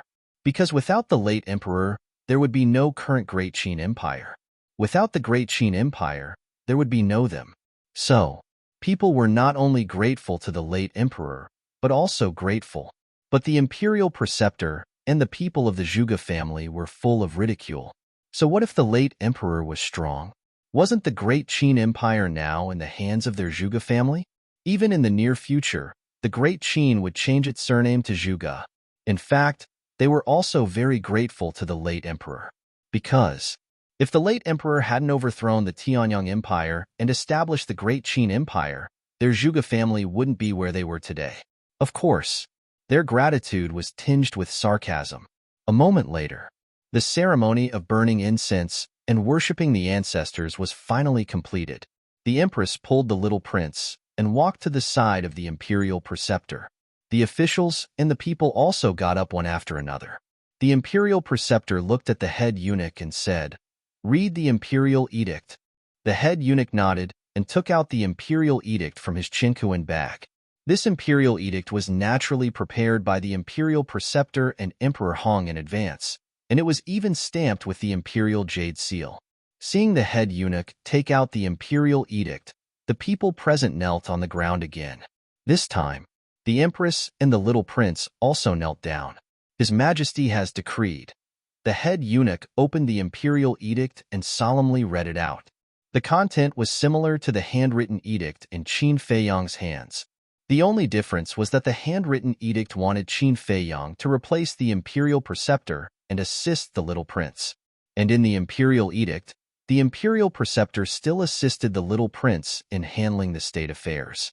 After reading it out, the head eunuch looked at the little prince and the imperial preceptor and said, "Your Highness, imperial preceptor, please accept the edict. This subject thanks your Majesty for your trust. This subject swears here that I will not let your Majesty down and assist His Highness well. For the great Qin, for the people, I will do my best until I die." The imperial preceptor prostrated in front of the head eunuch and shouted righteously, his face full of gratitude, "This child thanks Father." At the empress's signal, the little prince also knelt on the ground and said respectfully. Then, he received the imperial edict from the head eunuch. The chief eunuch took out the imperial jade seal and looked at the little prince. He smiled and said, "Your Highness, please accept the imperial jade seal." At this moment, the state preceptor was extremely excited. As long as the little prince received the imperial jade seal, he would be the true emperor of the great Qin Empire. No one could change that. The empress was equally excited. A mother's status depended on her son. Now that the little prince had become the emperor, her status in the imperial palace would naturally rise as well. Wait, but just as the little prince stood up and was about to take the imperial jade seal, a cold voice sounded. Everyone was slightly startled and quickly looked towards the source of the voice. They saw that the person who spoke was the Marquis of Shao. Both the imperial tutor and Empress Dowager's eyes flashed with hostility. The head eunuch asked, "Does Marquis Shao have any objections?" "This is your Majesty's imperial edict. Naturally, I do not dare to object. However, I do not understand why your Majesty did not attend such an important ceremony in person." Marquis Shao said, "So it's about that." The head eunuch came to a realization and said with a smile, "Your Majesty knew that someone would ask this, so he specially instructed me to tell everyone that he is currently in seclusion and does not want to be distracted." Marquis Shao asked, "Is seclusion more important than the coronation ceremony?" The head eunuch's gaze turned slightly cold as he said, "How can we, mere mortals, guess the thoughts of your Majesty? Therefore, Marquis Shao, please do not cause any more trouble in public and affect the progress of the ceremony." Marquis Shao's face darkened as he knelt on the ground and said, "I did not cause any trouble. I was just voicing out the doubts in my heart. If I have offended the dragon's might, I am willing to accept the punishment." The head eunuch smiled and said, "Marquis Shao is concerned about your Majesty. Your Majesty will definitely be deeply gratified when he learns of this. Please get up quickly." Marquis Shao frowned as he stood up and retreated to the side. He really wanted to see the emperor, but based on the current situation, it was impossible. The head eunuch also secretly heaved a sigh of relief. He scanned the civil and military officials and the various marquis and asked, "Does anyone else have any objections?" No. Marquis Zhuge was the first to shake his head. The others looked at each other and shook their heads as well. The head eunuch swept his gaze across the crowd and looked at the little prince. He smiled and said, "Your Highness, please accept the imperial jade seal." "All right." The little prince nodded and raised his hands. The head eunuch immediately placed the imperial jade seal in the little prince's hands. "This subject greets your majesty." Following closely, the head eunuch was the first to kneel in front of the little prince and respectfully called out, "Greetings, your majesty." The officials knelt down once again. The imperial advisor also bowed, but his hands were tightly clenched together. He was incomparably excited. "Your majesty, please ascend to the dragon throne." The head eunuch, the little prince, raised his head and looked at the dragon throne before skipping towards it. The empress hurriedly grabbed the little prince and said in a low voice, "Tian'er, now that you are the emperor, you can't be like this anymore. You have to be mature and solemn." "How troublesome." The little prince muttered in dissatisfaction as he allowed the empress to pull him to the front of the dragon throne. He turned around and sat on it, unhappy. However, the two small hands did not stop. They touched here and there, unable to calm down. At the end of the day, he was still a child. It was difficult for him to be mature and steady like an adult. The imperial advisor frowned and looked at the empress. He sent a voice transmission. "This is improper. Hurry and carry him. Don't let him move." "All right." The empress nodded and carried the little prince. She sat on the dragon throne and held the little prince's hands with both hands. She whispered, "Tian'er, everyone watch. Listen to your mother and don't move." The little prince pouted and his little face was filled with displeasure. The imperial advisor glanced at the little prince and walked to the side of the dragon throne. He looked at the officials and a cold glint flashed in his old eyes. His Majesty is still young and there are many things that he doesn't know. Therefore, I hope that everyone can assist His Majesty with all their strength from now on to manage the court well and seek the well-being of the people. Yes, Imperial Advisor. The civil and military officials and marquises all cheered. Of course, if I find out that someone is playing tricks behind my back, I won't let them off easily, the Imperial Advisor said again. His Majesty's eyes trembled and he said no. The Imperial Advisor is so impressive. But then, a faint laugh suddenly sounded. The Imperial Advisor raised his eyebrows and scanned the void in the square. He really came. The group of officials and the surrounding crowd could not help but feel a chill in their hearts when they heard this voice. They hurriedly looked at the void, because this voice was too familiar to everyone. It was Qin Feiyang. Under everyone's gaze, a young man in white appeared out of thin air under the statue of the deceased emperor. Who else could it be but Qin Feiyang? Everyone looked at Qin Feiyang's back, and their pupils constricted. The Imperial Advisor's brows were also furrowed.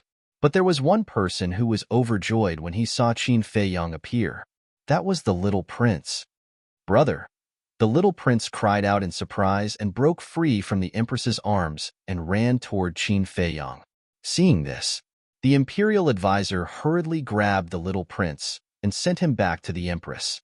He said with a voice transmission, "If you don't keep an eye on him and let him do whatever he wants, don't blame me for being rude." The empress's body trembled and she hurriedly hugged the little prince in her arms and whispered, "Tian'er, I beg you, please don't move around now, okay?" "I'm not. I just want to find my brother." The little prince looked innocent. "You may treat him as your brother, but he may not treat you as his brother. Don't be silly, okay? Maybe he's here to steal the martial monarch throne from you," the empress said anxiously.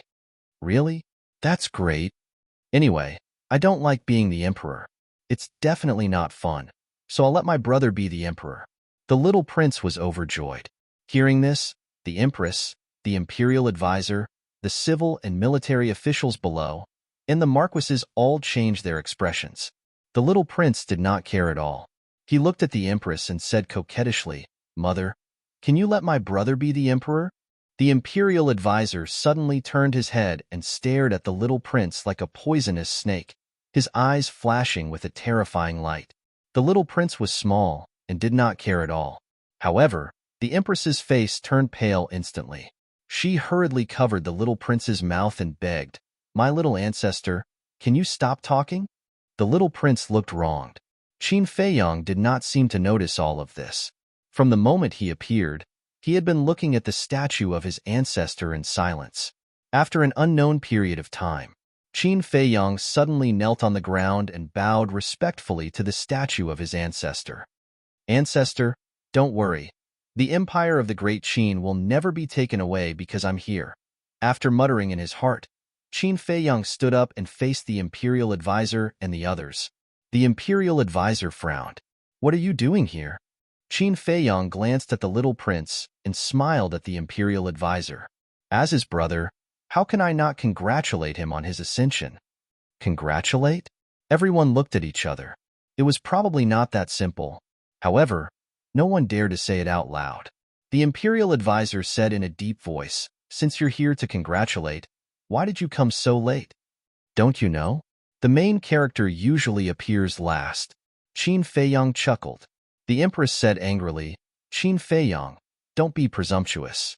The main character today is my son." That's right. Today is the day of His Majesty Haoyan's ascension, but you say that you are the main character. May I ask what your intentions are? Zhuge Wuhou also shouted. Qin Feiyang glanced at the empress and Zhuge Wuhou, and the corner of his mouth pursed into a playful smile. He said, "The two of you are indeed close friends. Even your words are so tacit." The word close friend was especially emphasized. When the two of them heard this, a trace of panic immediately appeared on their faces. Could it be that this little bastard already knew about their matter? The imperial advisor raised his eyebrows imperceptibly and looked at Qin Feiyang. "Since you're here to congratulate, you should have prepared a gift, right?" "Of course. And there's more than one gift." Qin Feiyang nodded and said with a smile. The imperial advisor said, "Then please present it." "Don't worry.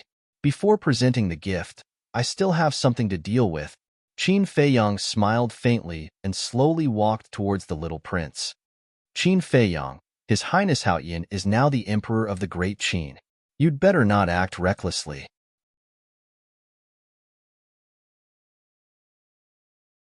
Chapter 1380.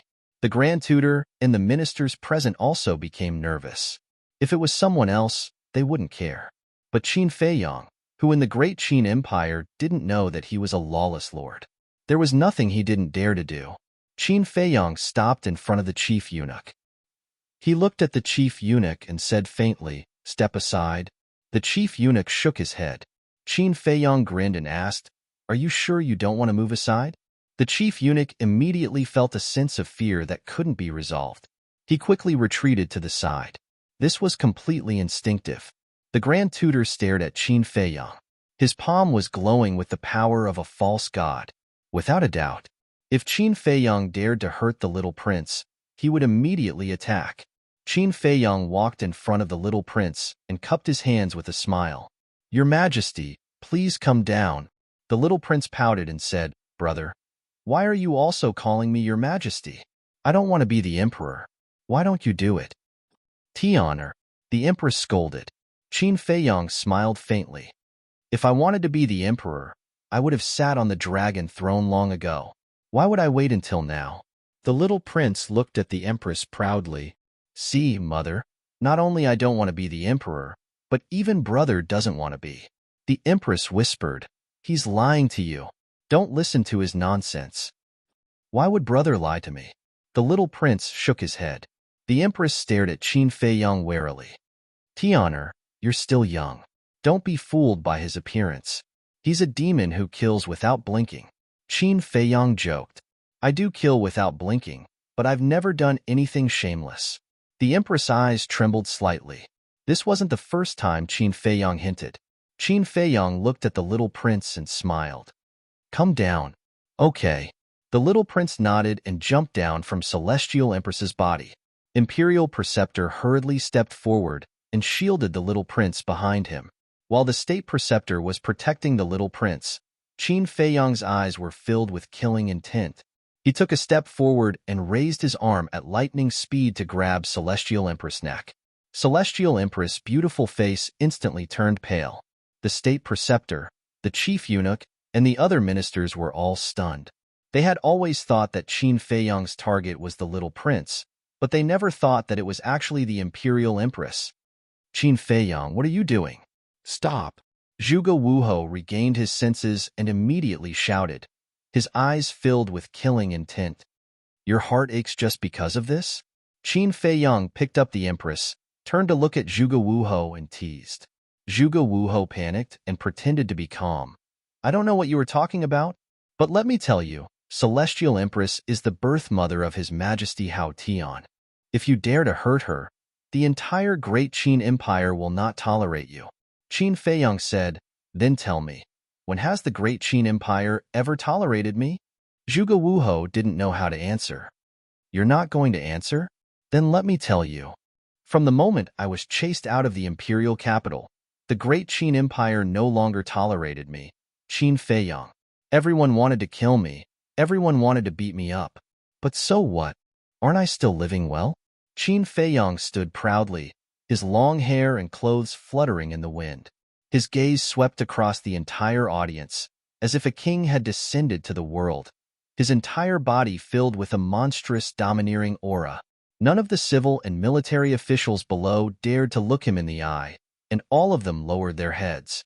Finally, Qin Feiyang's gaze once again landed on Zhuge Wuho's body and said, I'm not saying this to show off how powerful I am, but to tell you, before you threaten me, it's best to use your brain and think carefully.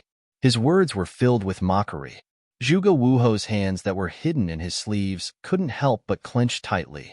At this time, the little prince ran out from behind the imperial tutor and looked at Qin Feiyang. Big brother, why did you hurt Mother again? Did Mother do something wrong? Your Majesty, be careful. The imperial tutor's expression changed, and he hurriedly protected the little prince behind him. Qin Feiyang glanced at the little prince, then looked at the imperial tutor and said, Is there a need to be so nervous? If I really wanted to harm him, do you think he would still have the chance to stand here? I'm afraid he would already be a corpse. The imperial tutor frowned and said in a deep voice, What exactly do you want? What do I want? Qin Feiyang muttered, a bright smile gradually appearing on his face, and said, Some people living in this world are just wasting food. As he said this, Qin Feiyang suddenly looked at the Empress and said with a smile, For example, you? That smile was like the smile of a death god. The Empress suddenly felt as if she had fallen into a bottomless abyss, and her entire body was ice cold. Crack! As soon as he finished speaking, under the shocked gazes of countless people, Qin Feiyang's 5 fingers tightened, and he actually crushed the Empress's throat. Ah! Accompanied by a mournful scream, the Empress died on the spot. He. Seeing this scene, the people present were all stupefied. He actually killed the Empress in front of everyone? Heavens! Was this guy going to heaven? How dare he? The Empress was the mother of a country, and now she had another identity, the birth mother of the White Sky Emperor. In terms of status, she was even higher than the imperial tutor. Yet, Qin Feiyang had actually killed her in front of so many people, in front of His Majesty the White Sky Emperor. This person was too arrogant. This was a public provocation. The scene was as silent as ashes, and everyone's hearts were in turmoil. Qin Feiyang, you brute! After the imperial tutor came back to his senses, he immediately shouted, his old eyes filled with anger. As for the little prince, he was scared silly. Qin Feiyang glanced at the imperial tutor indifferently, waved his hand, and threw the Empress away as if she was trash. No one knew if he did it on purpose or not, but with a bang, the Empress fell right in front of Zhuge Wuho. Zhuge Wuho immediately quivered and came back to his senses. He lowered his head to look at the pale-faced Empress, who died with her eyes wide open, and an unresolvable sorrow appeared on his face. However, under that grief, there was also endless killing intent. He instinctively reached out, wanting to touch the Empress's face. You dare! But at this moment, an angry shout exploded in Zhuge Wuho's mind like a clap of thunder. Zhuge Wuho's body and mind trembled as he raised his head to look at the imperial tutor. The imperial tutor sent a sound transmission. Although she is the woman you love the most, right now, you better put away your emotions. Yes, Zhuge Wuho secretly replied. Looking at the Empress's corpse, the sorrow on his face quickly disappeared and was replaced by anger. You're quite good at enduring. Qin Feiyang looked at Zhuge Wuho in surprise, then looked at the little prince. Discovered. In the little prince's eyes, there was already a trace of hatred towards him. Suddenly, someone roared, "This child killed the empress in front of everyone," causing both man and God to be indignant. "If we don't kill him, where is the justice?" Qin Feiyang raised his head to look. It turned out that Xinwu Marquis was fanning the flames. Right. He's too arrogant. If we don't do anything about it, I don't know what kind of heartless things he will do. Your Majesty Hao Tian, please issue the decree. Arrest Qin Feiyang, throw him into the divine prison, and choose a day to behead him. The civil and military officials all roared in anger. But the little prince turned a deaf ear to them and only stared at Qin Feiyang silently. The head eunuch looked at Qin Feiyang in fear, ran to the imperial tutor's side, and said in a low voice, "Lord Imperial Tutor, His Majesty Hao Tian has been frightened. I suggest that we send him back to the imperial palace immediately." The imperial tutor turned to look at the little prince and nodded. "Send him back, comfort him well, and bring the empress's corpse back as well?" "Yes." The head eunuch nodded. But at this moment, Qin Feiyang looked at the head eunuch and the imperial tutor and laughed. "What's the rush? I still have a congratulatory gift that I haven't given yet." The imperial tutor looked at Qin Feiyang sinisterly and said, "Don't worry about him. Bring His Majesty back." The head eunuch hurriedly opened a teleportation door. The imperial tutor is so domineering. Qin Feiyang clapped and laughed. "But before I give the congratulatory gift, no one is allowed to leave. Old Qin, come out." As Qin Feiyang's voice fell, Old Qin and the commander of the Kirin army rushed out of the crowd and landed beside Qin Feiyang like lightning. The imperial tutor's pupils suddenly shrank. Seeing that Old Qin had arrived, the head eunuch did not dare to move. Old Qin glanced at the imperial tutor and the others and said, "Bastard, what are you trying to do?" He and the commander of the Kirin army had arrived long ago, so they had seen everything that had happened before. They never thought that Qin Feiyang would actually kill the empress in front of everyone. "You will understand in the future," Qin Feiyang secretly said, and then looked at the ministers and marquis below and shouted, "All of you, shut up." Everyone immediately fell silent, their eyes filled with fear. So this kid had Old Qin and the commander of the Kirin army behind him. No wonder he dared to be so arrogant. Qin Feiyang nodded in satisfaction, then looked at the little prince and smiled. "Your Majesty, please sit on the dragon throne." The imperial tutor angrily said, "What are you trying to do?" Following that, he sent another sound transmission. "Don't forget that you promised to help me, to help the little prince ascend to the throne." Qin Feiyang secretly laughed and said, "Isn't the little prince already ascended to the throne?" The imperial tutor secretly said, "Then why are you causing all this trouble now?" Qin Feiyang said, "Don't be anxious, you will know later." The imperial tutor's face was gloomy. He personally carried the little prince and walked to the dragon throne. Qin Feiyang said indifferently, "Don't mess around. The dragon throne is not something you can touch." The imperial tutor was prepared to do what the empress did before, sit on the dragon throne and carry the little prince in his arms. But when he heard Qin Feiyang's words, his expression froze. "Don't worry, I know what I am doing." The imperial tutor coldly snorted and placed the little prince on the dragon throne, then stood beside the little prince, looking at Qin Feiyang and the other two warily. And at this moment, the little prince was no longer as lively as before, sitting obediently on the dragon throne. But if one looked carefully, they would find that the hatred on his young face was getting stronger. Qin Feiyang naturally noticed, but he did not take it to heart. Before he decided to kill the empress, he had already expected that the little prince would hate him. But what did it matter? He just had to have a clear conscience.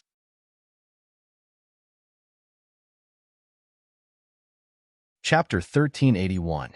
Why did he say that? Because the situation was different. Before, the little prince didn't ascend to the throne. He could pretend to be deaf and dumb, because at that time, although the empress was the master of the harem, she didn't have the power of regent. So no matter what she did, she couldn't do anything. And now, the little prince became the emperor of Great Qin. As the mother of the little prince, The power in the Empress' hands was naturally not what it used to be. Of course, if the Empress and Zhuge Wuho didn't have an affair, it didn't matter. But now the situation was that this woman was in cahoots with Zhuge Wuho and the state preceptor to control the little prince. So, if this woman continued to live, then the little prince would be killed by her sooner or later. In other words, he killed the Empress to protect the little prince. However, the little prince couldn't understand this now.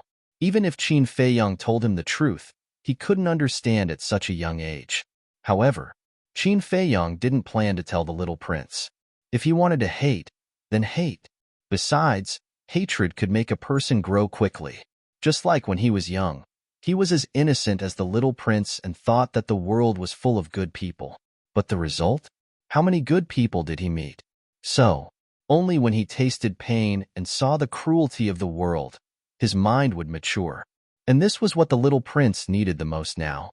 At this moment, the central square was so silent that even the sound of a pin dropping could be heard. Everyone's eyes were on Qin Feiyang. Qin Feiyang's own ability and foundation couldn't be underestimated.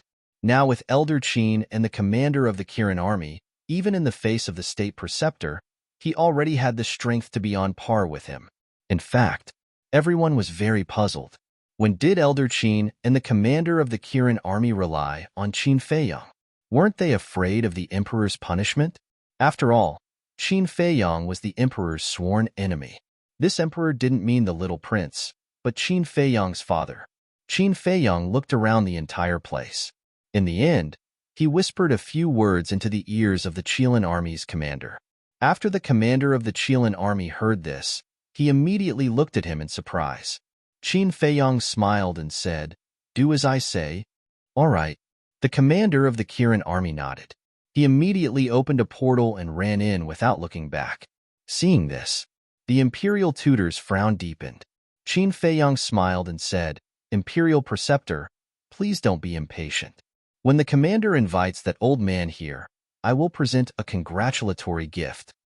This advisor would like to see what kind of tricks you have up your sleeve." The imperial preceptor snorted.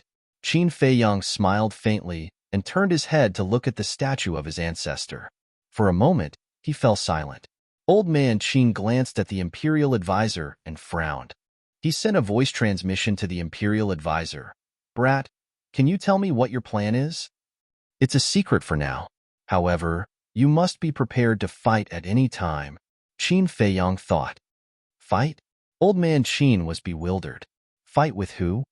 Imperial advisor. Qin Feiyang's eyes flashed with killing intent as he sent a voice transmission.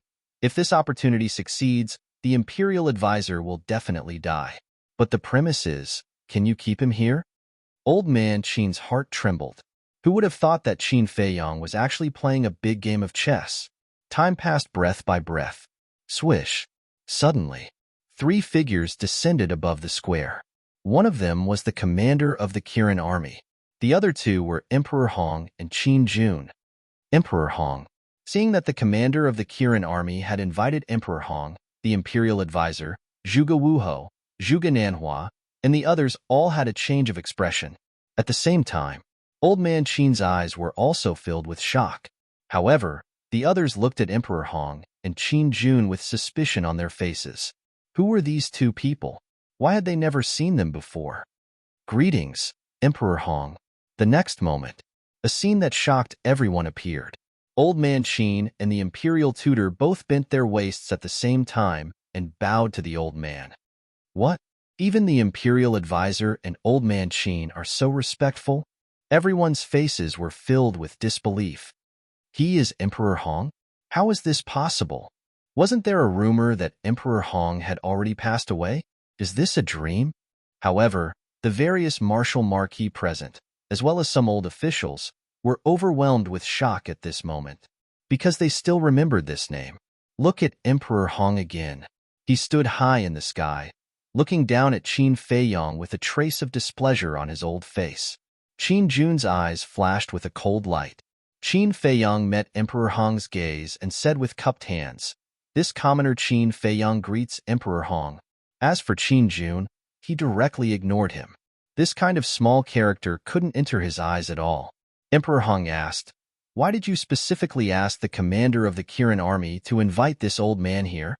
Why are all of you so impatient? Qin Feiyong shook his head and sighed. Looking at the crowd around him, he said loudly, "Do you know who this old man is?" Everyone looked at him suspiciously. Qin Feiyong chuckled and said, "He is the son of the previous emperor, the second emperor of the Great Qin, and also Qin Feiyong's great-grandfather." His voice was like a bell, echoing in the sky above the first city district, not dissipating for a long time. What? The first city district was immediately in an uproar. Everyone's face was filled with shock. Seeing that Qin Feiyong had announced his identity, the displeasure on Emperor Hong's face became even stronger. He looked down at Qin Feiyong and said, "What exactly do you want to do?" "You'll know soon." Qin Feiyong chuckled, swept his gaze across the audience, and said loudly, "Now, I will present my first congratulatory gift." Finished. With a wave of his hand, a jade box appeared, floating in the air, emitting a hazy luster. In an instant, everyone's gaze fell on the jade box. The imperial tutor glanced at the jade box and nodded to the eunuch. The eunuch swallowed his saliva, stepped forward, grabbed the jade box, and carefully opened the lid. When he saw what was inside the jade box, his body stiffened, and his face was filled with disbelief. What made the steward so surprised? Seeing this, everyone became more and more curious. "What is it?" The imperial tutor raised his eyebrows and asked. "Yes, yes, yes." The eunuch stammered and couldn't say anything for a long time. "What the hell is it? Say it." The imperial tutor shouted. The eunuch said, "The imperial jade seal." "What?" The imperial tutor's expression changed. He hurriedly walked to the front of the jade box and looked down.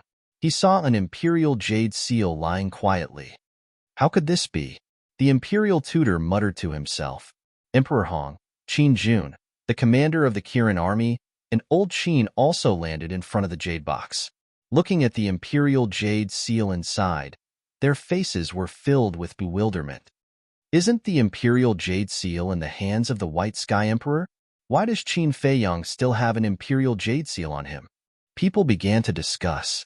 This sudden turn of events caught everyone off guard. Swish. After old Qin and the commander of the Kirin army came back to their senses, they immediately turned to look at Qin Feiyong, their eyes aggressive. "Where did this imperial jade seal come from? Did you go to His Majesty?" Old Qin secretly said. His tone was rather gloomy. "Yes." Qin Feiyong didn't deny it. "Why? His Majesty has already retired. Why won't he let him go?" "How did you find His Majesty?" Old Qin said angrily. "Since he has already retired, why is he still occupying the imperial jade seal? Occupying the latrine without shitting? What's more, if you want to deal with the imperial tutor, you must have the real imperial jade seal. As for how to find him, it's very simple. I followed the commander of the Kirin army." Qin Feiyong secretly said. "You." Old Qin was furious. Seeing this, the commander of the Kirin army quickly said, "Old Qin, it's more important to deal with the current situation. Don't be angry." Old Qin took a deep breath and suppressed the anger in his heart. He grabbed the imperial jade seal and looked at it carefully. Suddenly, Qin Jun raised his head and looked at Qin Feiyong. With a stern voice, he shouted, "How dare you? You actually dared to forge the imperial jade seal." Hearing this, Qin Feiyong's expression didn't change. He was calm and collected. On the other hand, the imperial tutor panicked, because he knew very well. He was the one who forged the imperial jade seal. As for the imperial ruler's seal that Qin Feiyong took out, it was very possible that it was the real imperial ruler's seal. But he couldn't figure out why the imperial jade seal was in Qin Feiyong's hands. Seeing that Qin Feiyong was silent, Qin Jun thought that Qin Feiyong had tacitly agreed. Killing intent flashed in his eyes as he looked at Emperor Hong and said, "Lord, Qin Feiyong forged the imperial jade seal and offended the emperor's prestige. This is a heinous crime. Lord, you must punish him severely." Emperor Hong's eyes flashed. Qin Feiyong looked at Qin Jun and said playfully, "You want to kill me that much?" Qin Jun sneered, "It's not that I want to kill you. It's that you're courting death." "I'm courting death?" Qin Feiyong smiled faintly and asked, How do you know? Qin Jun snorted coldly. The Imperial Jade Seal in the Imperial Tutor's hands has been personally verified by Emperor Hong. Heard it. Everyone looked at Qin Feiyang.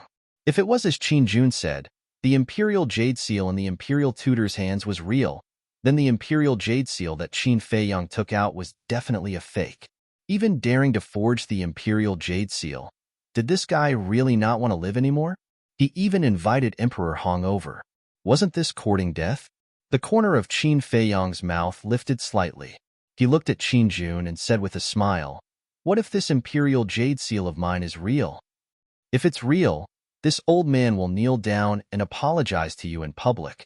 Qin Jun opened his mouth without hesitation, because back then, Emperor Hong had indeed personally verified it. He also witnessed it with his own eyes. Therefore, he firmly believed that the Imperial Jade Seal that Qin Feiyang took out was fake. Qin Feiyang smiled and said, "You're an old senior.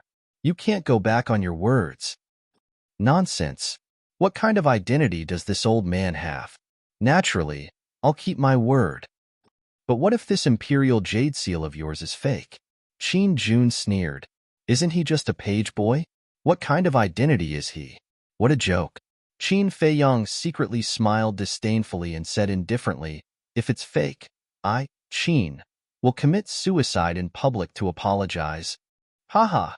Qin Jun laughed loudly and sent a sound transmission to Qin Feiyang. "Little bastard, you're dead for sure today. Let's wait and see." Qin Feiyang smiled coldly. Qin Jun looked at him sinisterly, then snatched the Imperial Jade Seal from old Qin's hands and respectfully handed it to Emperor Hong, saying, "My lord, please verify it." You're tuning in to the Warrior Lore YouTube channel. Don't forget to subscribe and join us on this journey to catch the most captivating stories.